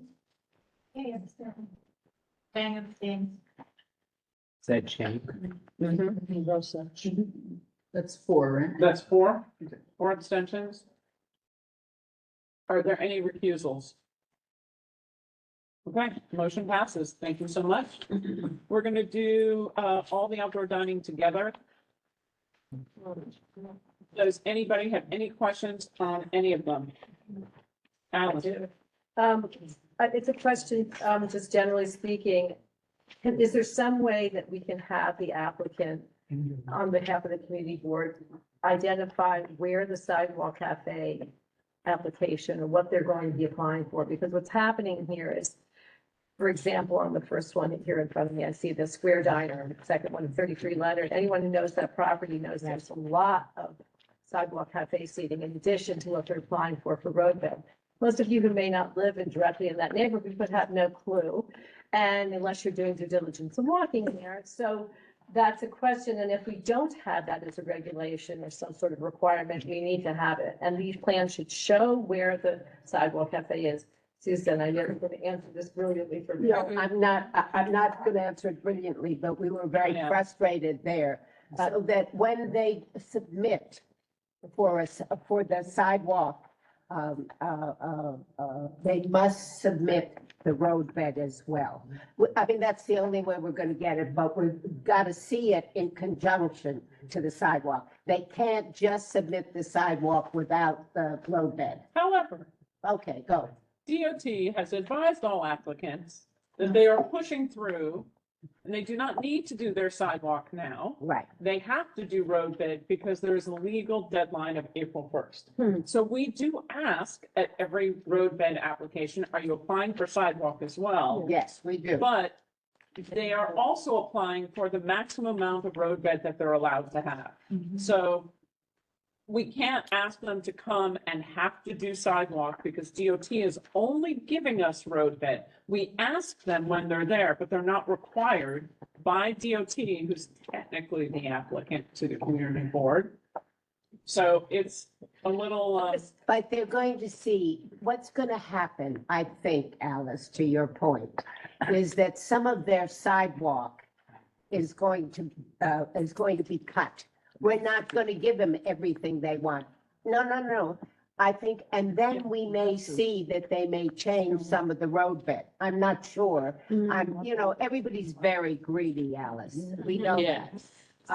Pardon me, but they are, and they want the maximum. But they submitted one with everything close together. There was no access for a disability. There were all kinds of things. So I think when the first sidewalk comes to us, they have to bring, every time they have to bring their roadbed application. They have to submit it. Onesh doesn't have to go look it up. It has to be part of the package they present us. So that's a really important general point. And I would just say that we're doing this on behalf of our communities.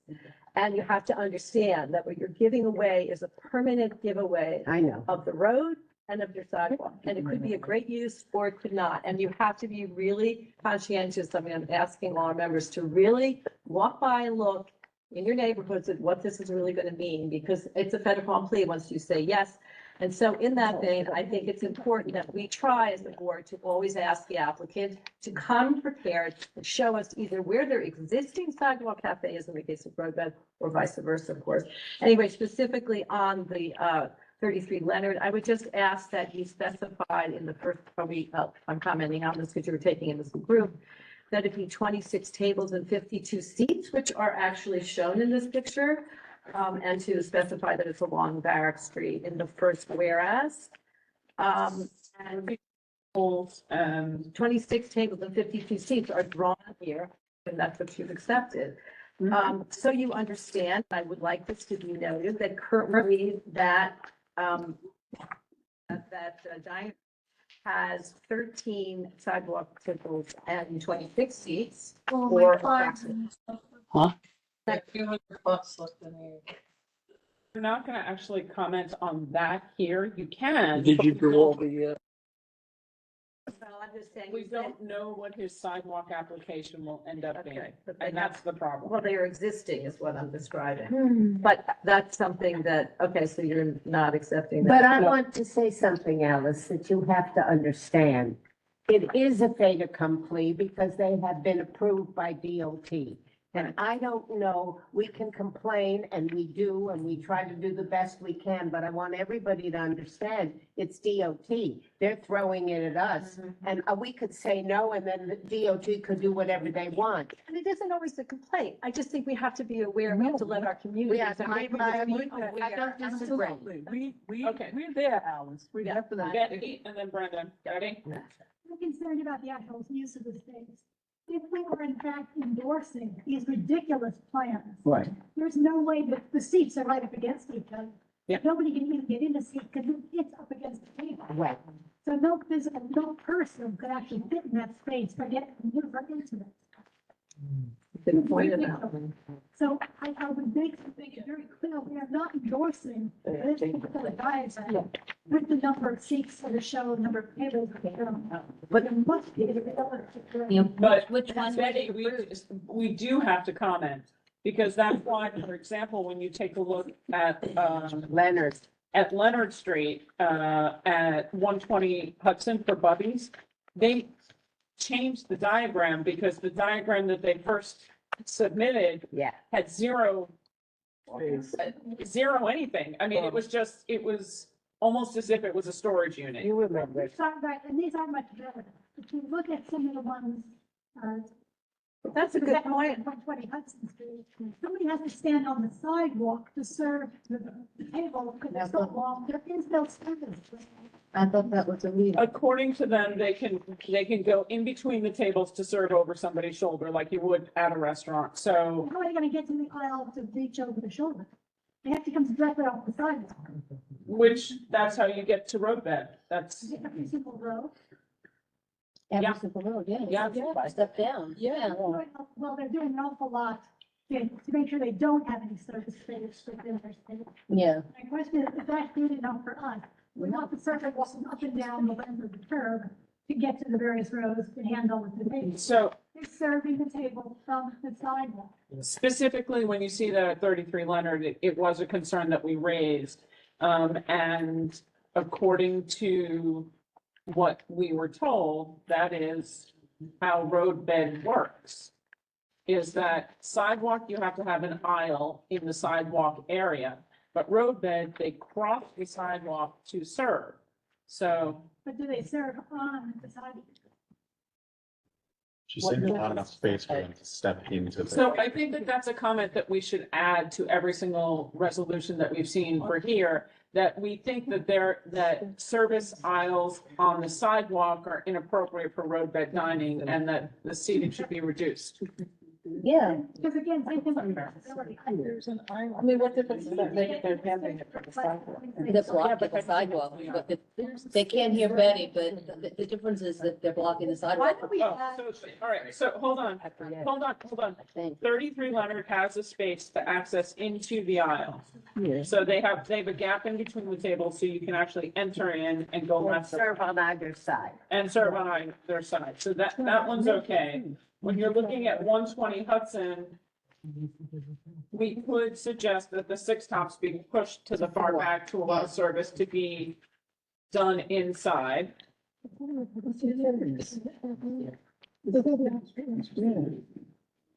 Service is gonna be going. I mean, but, or just generically say what Betty said, because, it's hard to tell with the pictures what's really gonna be. They can move stuff around, but generically, you're exactly right. I think that we can comment on every single one. I think we Yeah. must Go comment ahead. on every. Yeah. I mean, all of us being around Bubby's, they already have sidewalk cafe already. Yep. So it's like between the cafe and the roadbed, if you walk down Northmore, it's very crowded. I mean, I walk down there. Oh, with yeah. kids, Yeah. And I cannot walk through That's there right. because there's service going, I'm dodging service.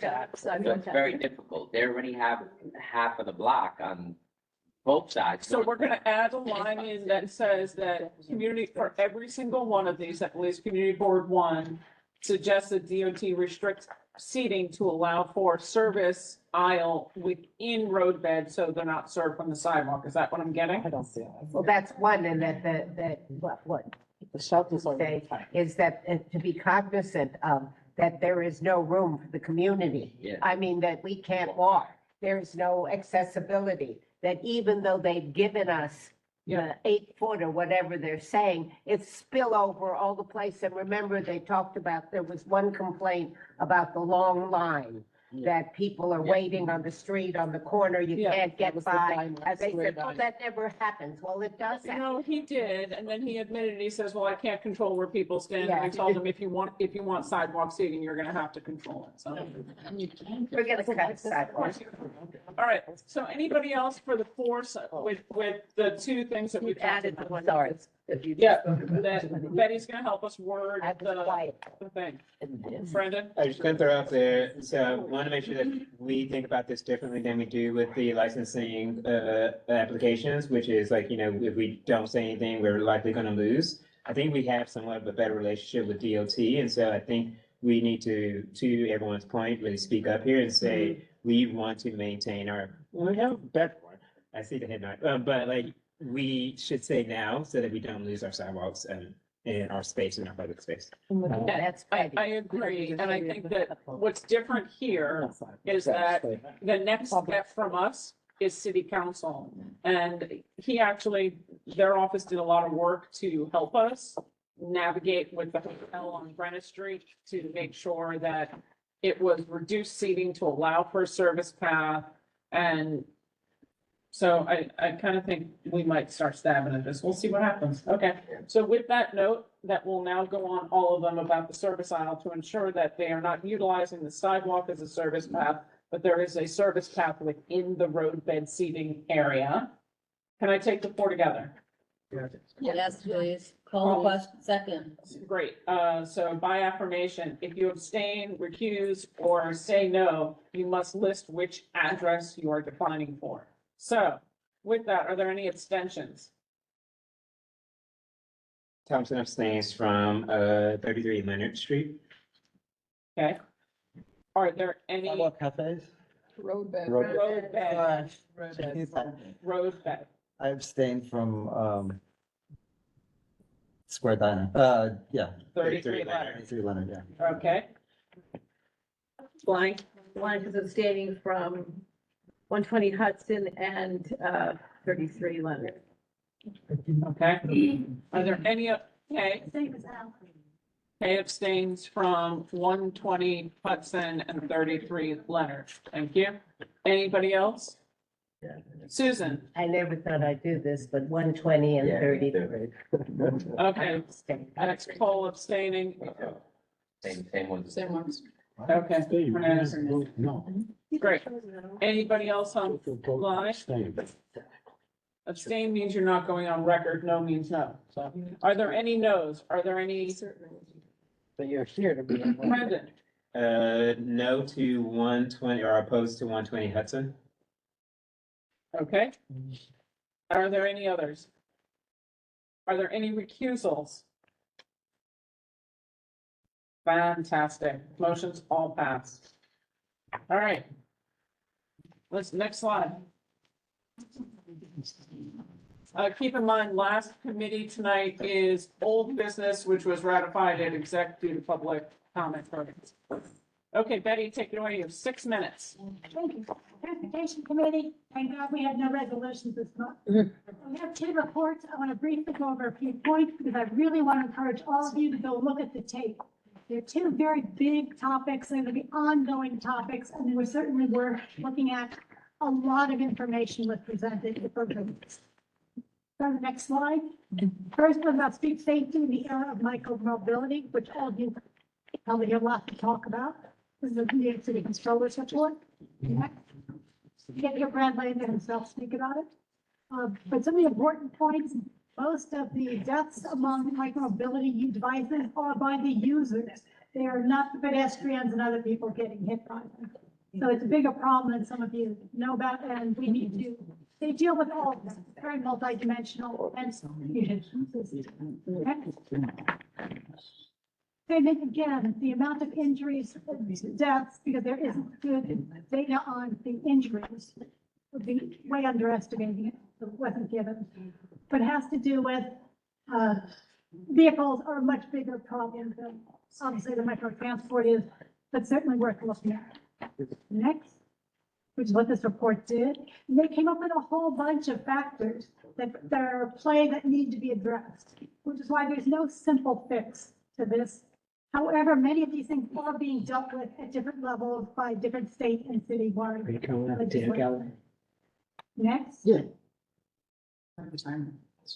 Lucy, can you keep the folks behind you quiet in the line back there, please? Including Lucy. I was gonna text y'all, but decided, Shade. It's a shame. Sustainable last mile deliveries in dense metro areas. Next, this is part of the Blue Highways, which I've mentioned before. And this group works about clean transportation, not just the project that we're going to talk about. I want you to know that, but nevertheless, I simply asked about this one, which affects our district very much. Next. Sustainable last mile delivery and dense, as you can see, there are multiple players here. This group is housed actually at 55 Water Street, which is the DOT headquarters for all of New York City. So they are part of the Blue Highways. And it has what they're going to cover is the marine portion going from the warehouses in the Bronx and Brooklyn to Manhattan, where they'll be transferred to commercial bicycles. There can be some e-vans, but that's what they're talking about for our project. And they got a lot of information on how they're planning on handling that. This is cargo bike, commercial bike that they're talking about using. We just made it. Be run over by that. Why this versus some people asked about why at the Carnegie B, which the DOT shows. This in fact carries a lot more weight.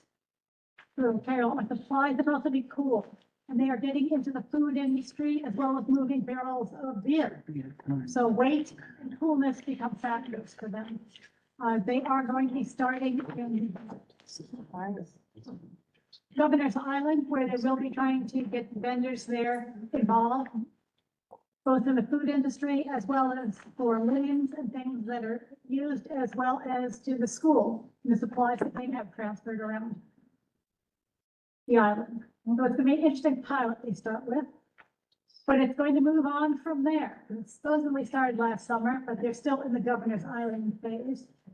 They will then be moving out into our district and going down Front Street and working with the Seaport District. That's everyone should get interested in. From there, when you into next year, they can start moving around all around Manhattan. And to answer one of the big questions, you listen to the discussions, you hear lots of questions that are probably your questions answered by the people who do the marine, do the cargo bikes, do all of it. But they will not all be taking off through our district. The goal of it is to have waterfront access directly attached to the area where they're going to be servicing with cargo bikes. So they need to get a lot of water access everywhere, not just our district. 1 minute left. I'm done. Nice job, Betty. Okay, does anybody have any questions? Yes. Francis? Is there a window when this is gonna happen, or is this happening 24/7? Is there like, Monday through Friday, 9 to 8? Deliveries will depend on the delivery demand. Because that's going to more congestion. I mean, and you're talking about Front Street. Front Street is like You'd rather have 50 the wide. trucks. Yeah. Instead of trucks, yeah, you're gonna have those big things instead. Cars too. Well, I mean, the reality is meat and ice cream are gonna be on a truck. You need a refrigerated truck. You're not getting a cargo bike for that. Some of them are gonna be refrigerated, apparently. All right, let's go to licensing. Susan? But we only have one. If you've all read it, it's fairly simple. We asked them a number of questions. It's really for the people who live there, who work there, sorry. Oh, I think Thank you. They are asking for more things and we didn't want to give it to them. So, I have to know the way to deal with this. I would ask that we postpone this. I don't know how to do it. To table? Motion to, thank you very much. Okay, so They this asked, is a motion to got table, greedy. which means it goes back to committee. So we'll do this by affirmation. Gotcha. Thanks, Onesh. Are there any abstentions about tabling? Are there any in opposition to table? Are there any recused? Motion to table approved. Moving on. Next committee, landmarks. Hey, Jason. Or Vicky, who's? Yeah, I kind of forgot what we did actually. Then let Vicky do. I think Vicky is really better at this. Yeah. Vicky, you're on. I am. 2 resos. 1 second. I'm gonna start timing once you start talking. Oh, I can say right here. Back, sorry. Loud. All right, so, we have 2 resolutions, one for 20 Exchange and one for 112, 114 Chambers. Do we have slides? Yes, you do. Keep going. Yeah, so 20 Exchange Place, if you read the resolution, right? It was designed by a really notable architect, right? I think at some point it was meant to be private residences, but now it's rentals. I think there's a new owner, as we understood. Yes. And they came in with a bunch of requests, but one of the largest scopes of work, as per the reso here, is that they want to change the door next. Next, okay, so there were numerous entrances around this property, right? But this one here, they want to take the existing fabric, which is a pair of revolving doors, and next create a pair of just, what we call airport doors like this, right? Increase the vestibule. Anyway, if you read this thing, we were not in favor of this. We asked them to come back, to go and redesign and take into consideration some of the detailing on the building and return with what we thought more appropriate design proposal. The architect agreed, so we're expecting to see them next week. Tammy? Yes. So my question is, since we asked them to come back and their issues, can we table it? Exactly. Absolutely. Are you making a motion to I table? am making the same motion. No, Fantastic. because here's the question. Yeah. If we vote on it, right? Yeah. Then they don't have to come back. Well, Correct. ah, But good point. I didn't get the sense they're gonna play that game, but Okay, so table it. let's take a chance on I it. This think- guy seemed like a pretty straight shooter, right? He lived in the building, he said he was gonna come back. I think he would come back. There's a motion on the table. It was seconded, so we Yeah, have to vote let's on table that it. motion. Okay. Good. If the And then- motion, hold on, if the motion passes, Lucy will be emailing the applicant and letting LPC know that we're still talking and coming back. Correct. Yes, Yes, Lucy? that's- Thank you. Unfortunately, I wasn't at this meeting and I don't know when they're filing with LPC. I'll work with you on that. Do you know when they are? We'll write them an email. To hold it over? Okay. Yeah. We'll figure it Yep. out together. Thank you. Okay, so The advice motion- of the committee is to table. Table it. correct. Motion was made, motion was seconded. Amoruso, it's a motion to table for 20 Exchange made by the Landmarks Committee and seconded by the chair. And if you are voting, please call your last name and vote. Well, Jason said, I'm for it, of course. So that would be an Amoruso, yes? Yes. Thank you. Thank you. You are now counted for attendance. Thank you. So assuming everybody is a vote for affirmation, are there any abstentions? Hearing and seeing none, are there any recusals? Hearing and seeing none, are there any in opposition? Motion passes, 20 Exchange is tabled. We're now on 112, 114 Chambers. And that was also a return. Do we have slides for that? Yep. It's rolling along. Last month. Yeah. Here it is. So, this was submitted last month, and, next slide.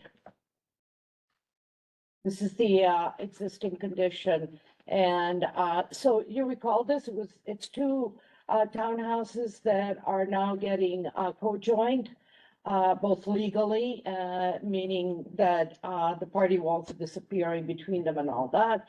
And, the issue was how to deal with the facade, right? The front facade. Next slide. And our comment in the last month was that it did not have unity and historical reference and respect to the block. And we asked the applicant to go back and decide whether they were going to express now this combined effort on the inside. Is that going to be reflected on the outside? Or are they going to keep them looking as two separate buildings for which there are many precedents, including that day, LPC heard two of them. And both of them were basically retaining the reading of single buildings.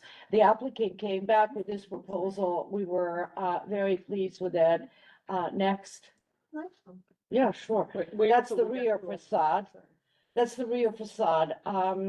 We did ask, if you recall from the last time, that the rooftop addition be set back so that there's a archaeological footprint, that the top floor was added at a much later date. The shutters were removed on the rear facade, except LPC, by LPC, and LPC requested that shutters be installed on the new rooftop addition. We did not take that up. We stayed within the LPC approval. Next. And the little mock-up on the upper left-hand corner, we think nicely represents the program inside, the commercial on the ground floor, and then residential apartments up above. It has a modest vision from the street, is why the lower two slides are on. Oh, next. That's it. Yes. I just have a quick question, if I could, about the last whereas. So it says. Which one, for what? Oh, for the one we just talked about, Chamber Street one. Okay. Proposed rooftop addition partially seen, not a big concern to the committee, but the addition at the rear facade is seamless and in line with the existing wall. That sounds like that's a good thing, but it says the committee thought lacked any archaeological footprint and asked the design to reflect the setback to mark the new addition from Yeah. the old. Yeah. So what was the determination at the end? That seems So like we're you need to sticking say, by we this. like it, we don't like it, or. No, that's we all. requested that, that they set that back. Typically, Reflect a setback. Okay. yeah, so that again, 100 years down the road or 50 years down the road or whenever, there is a demarcation between the existing and the proposed. Okay, so that says what you wanted to say. It talks a lot about stuff over my head. That's what I'm trying to make sure that it says what you wanted to say. Yeah, it does. Yeah. Yes, Gerald. That's all. Yeah, I just wanted to point out that the Secretary of Interior's standards for the treatment of historic properties, specifically rehabilitation, is a treatment, and standards for rehabilitation has 10 standards for rehabilitation. I won't read all 10 of them. However, I will point out number 3, which is that each property will be recognized as a physical record of its time, place, and use. Changes that create a false sense of historical development, such as adding conjectural features or elements from other historic properties, will not be undertaken, but especially number 4. And I want to point out the building on the right. Changes to a property that have acquired historic significance in their own right will be retained and preserved. That is a 1940s historic storefront, and I voted no on this largely due to that reason there. I believe that it should be preserved. This is not a significant historical contest. It was just a mess. Okay. Thank you. Thank you. Thank you very much. And for the record, for everybody, This thing. before the vote goes down, I'd like to recognize and thank Gerald. This is his last meeting on CB1. He's retiring and he's got a lot of stuff going on, so better than us yelling at him for attendance, he's gonna take some time off and maybe return to us on another year and day. But, thank you. It's been brief, but it's been great. So thank you. Mark and then Alice. So this will also basically double the commercial space into one commercial space. Not sure that was covered. I know, you know, it's all considered, I don't know your purview, but it could come up either on in different committees. But Mark, but why are you saying that? I mean, it has multiple doors. There's no indication they're taking out the wall between the two buildings. But they can. Well, they can do anything they want. Right. On the inside, and that's not in our purview. But do they need to? But it's not our It's purview. It's not in our purview. It's not, It's too concerned that they're gonna make a mega store? Anything that's doubling the square footage. Well, this proposal doesn't do that. And if they come back and they wanna take the wall out between two really old buildings, they're gonna have to go to a public hearing. But they're taking the party walls out for the residential space?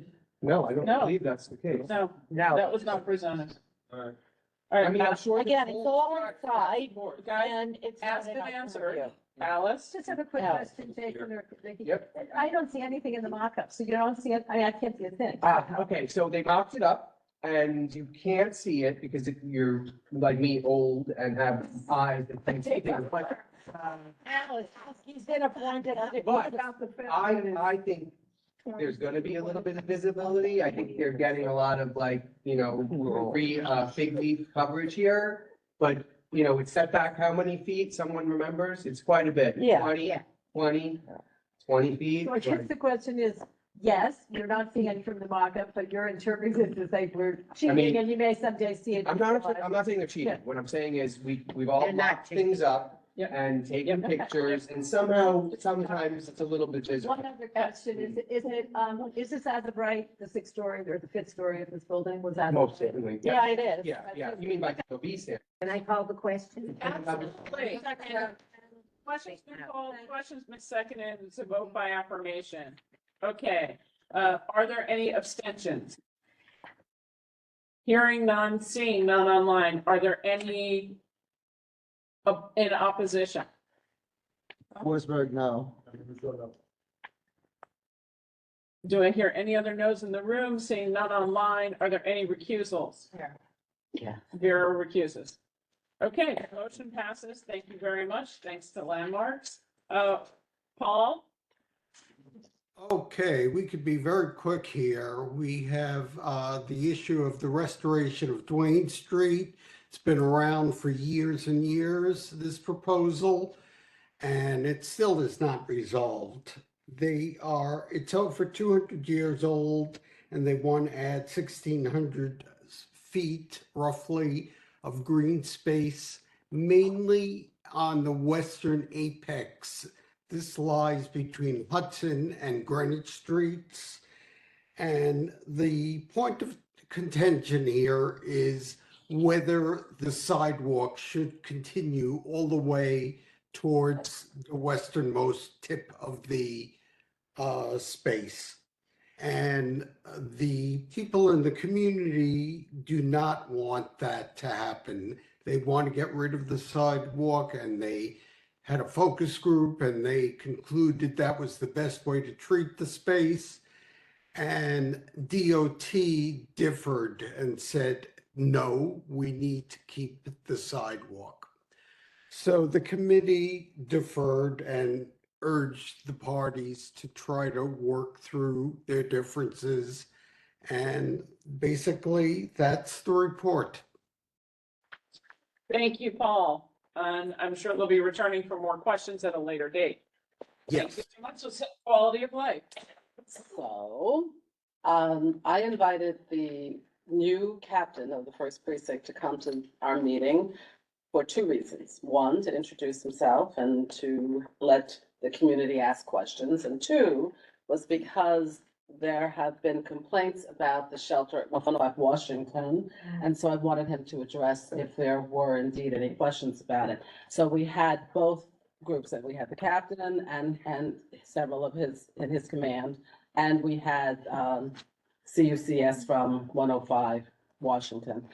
Basically, the captain said that, yes, there have been times when the police have been called to the shelter, but there was nothing that was out of hand or, horrible that was going on. So it was that they were called because either they accompanied a health emergency when they had an ambulance come, or because, yes, there were a couple of times when they had to, I think, break up a fight, but it wasn't anything that was out of control. That's number one. Then CUCS answered some questions that the community had. You can look I'm not gonna go into it, you can look online. But we asked the community if they had questions. They really didn't have that many questions, right?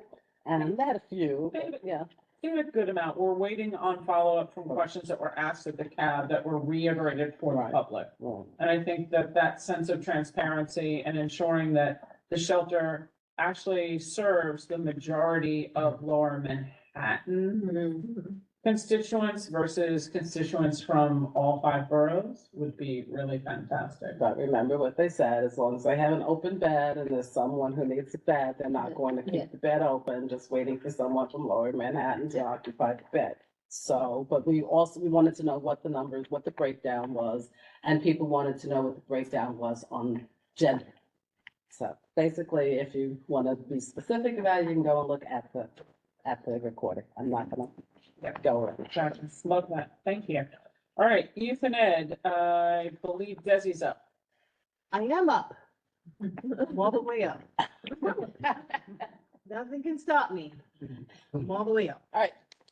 Hit it. So, that was me stalling to get to my notes. Okay, this one's gonna be short. It's the Youth Civic Hub. There was a presentation by Mia Williams and Rukma Chowdhury.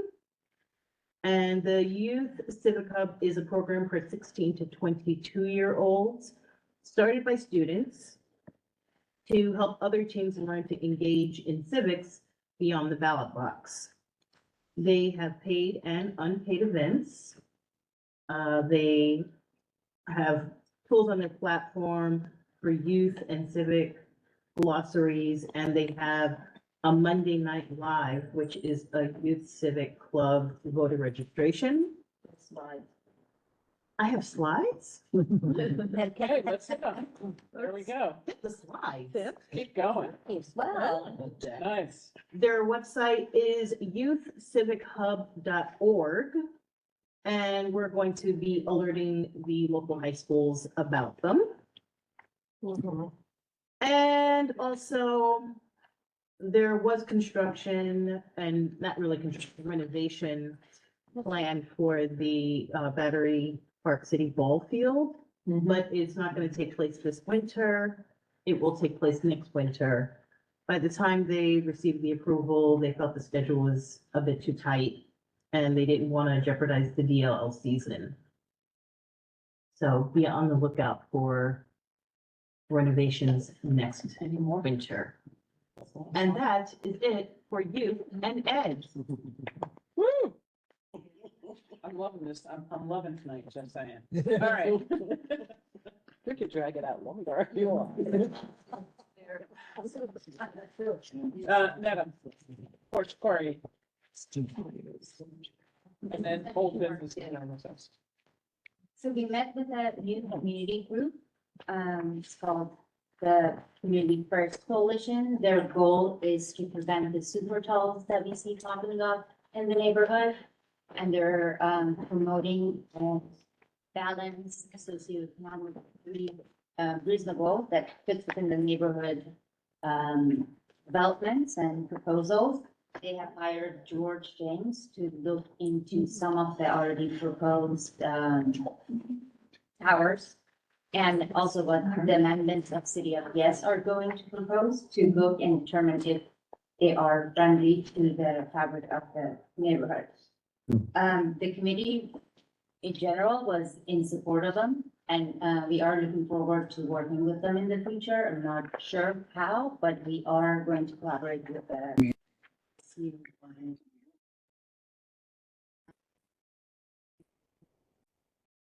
On 100 Gold Street, which we have resolutions, but I don't know. Yep. Here. The IBO office is moving from 100 William Street, which I believe because their space is being demoed, to One Battery Park. It is a necessary move for them. And what they were asking is not unreasonable. We are in support of it. However, we have to pass the resolution. We did not pass a resolution because the formal paperwork had not come to us from DCAS, and the formal request was filed in the DCP portal. What day is today? Tuesday, yesterday? So you'll see it, I think, next month for resolution. And for 100 Gold, just a reminder that Zach emailed out to board members the survey. If you have any feedback, it needs to go back to Zach by noon, basically Thursday, because he's got to get any and all comments back to EDC by the end of the day on Thursday. Okay? Awesome. Thank you very much. And we're strongly encouraging people to comment, don't you, or not? Everybody should comment. I mean, this is a major opportunity in our neighborhood. Put your comments on everything. If you say nothing, you get nothing. That's part of the community board. Our role is to be activists for the community, so doesn't mean you all have to agree. It just means you just gotta say something. All right, old business are our last resolutions of the night. And this is all because we had to do public comment on deadlines. So they were voted on at exec. And this was the 5G tower that came out of, I think, Landmarks, and the city council bill that came out of Quality of Life. Environmental, sorry, apologies. So they were voted on, AKA akin to what we do in August when we meet. And the way the bylaws and the rules work, they have to be then ratified, and voted on at a full board meeting to approve. So both these resolutions were passed. They're not up for debate because they were discussed at exec and at committee. So this would be taken together, unless there's any minute changes that need to be done, and we would. There was, Richard had some small changes. I think you, yeah, put them in. You put them in. Okay, did you highlight the small changes? Can we highlight them here? There was one change. What was that change? In the third whereas. Yep. It said. The one that says on. This is support recommendation for the intro, air monitoring. Third, not whereas, sorry, the third, and therefore be it resolved. Okay. The wording, I believe, had been, community board recommends the inclusion of provisions for periodic reevaluation. And it was actually strongly was added, strongly recommended. Love that one word, okay. We only recommend a little. We thought, the point was because that reevaluation was really a very important thing to be included in here, so that it wouldn't be a static Yeah, process. that makes sense. Gotcha. And just for those who are newer and those who have been on for a long time, we have debated in committees language like recommends, strongly recommend, urges, demands, suggests. It is what it is, and there's a kind of dialogue we should definitely do. You left out must. All right, Betty, you okay? Alice? A big thank you, Richard, who oversaw that committee the other night, and just to add a link to the actual bill that has the verbiage of the bill itself, it seems missing in this, so and copying the bill, the way it was written, the summary of the bill. With that, no objection to that. And we did that in exec because they were supposed to have a city council hearing on that today, but they postponed that hearing, so that's why we can make these changes to this. Okay. for a future potential hearing. And thank John Scott for bringing up the idea of air quality and the importance of that in environmental protection. Okay, Call the question. thank you. Second. Roll call, let's do them together, right? Yeah. I'm hitting my goals tonight, guys. Very impressed. That's kind of. Sorry. Because Frank is already, he's. you're on your own. Everybody's already voted, it looks like. No, we're kidding. And Russo. Thank you. Blank? Blank, yes. Thank you. Brown Kennedy? From Kennedy, yeah. Thank you. Cameron? Cameron, yes. Thank you. Cassell? Thank you. Okay.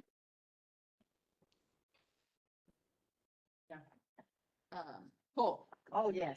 Thank you. Coleman? Yes. Thank you. Corman? Corman, yes. Thank you. Kucha? Kucha, yes. Thank you. Curtis? Curtis, yes. Thank you. Flores? Flores, yes. Thank you. Flynn abstaining from the 5-8 hours. Yes to air quality monitor. Forsberg? Forsberg, yes. Thank you. Friedman? Thank you. Broman? Bowman, yes. Thank you. Galloway? Galloway, yes to both. Thank you.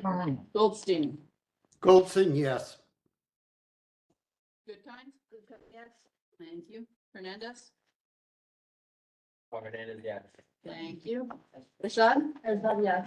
Thank you. James? There you go. Thank you. Kay? Thank you. Capel? Thank you. Lerner? Lerner, yes.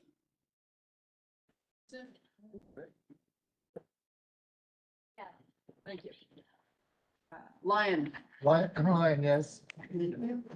Meltzer? Meltzer, yes. Inslee? Yes. Moore? Moore, yes. Thank you. Pandya?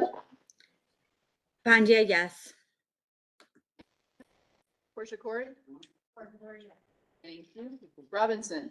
Robinson, yes. Thank you. Rossi?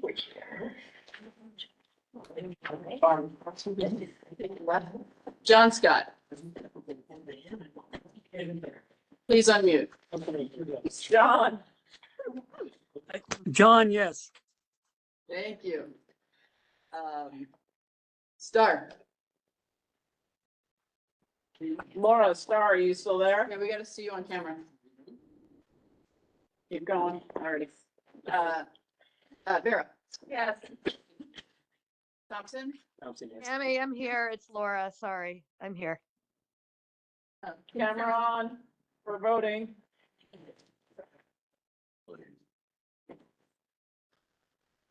Keep going. Townley? Townley votes yes. Thank you. Zelter? Zelter, yes. Thank you. Laura Star, if you don't mind. Yes, I vote yes. You gotta have your camera on, my friend. I vote yes. I vote yes. We need to see you. Laura, camera. I'm here. Camera, yes. Laura. Thank you. There we go. Thanks. Okay. We're good?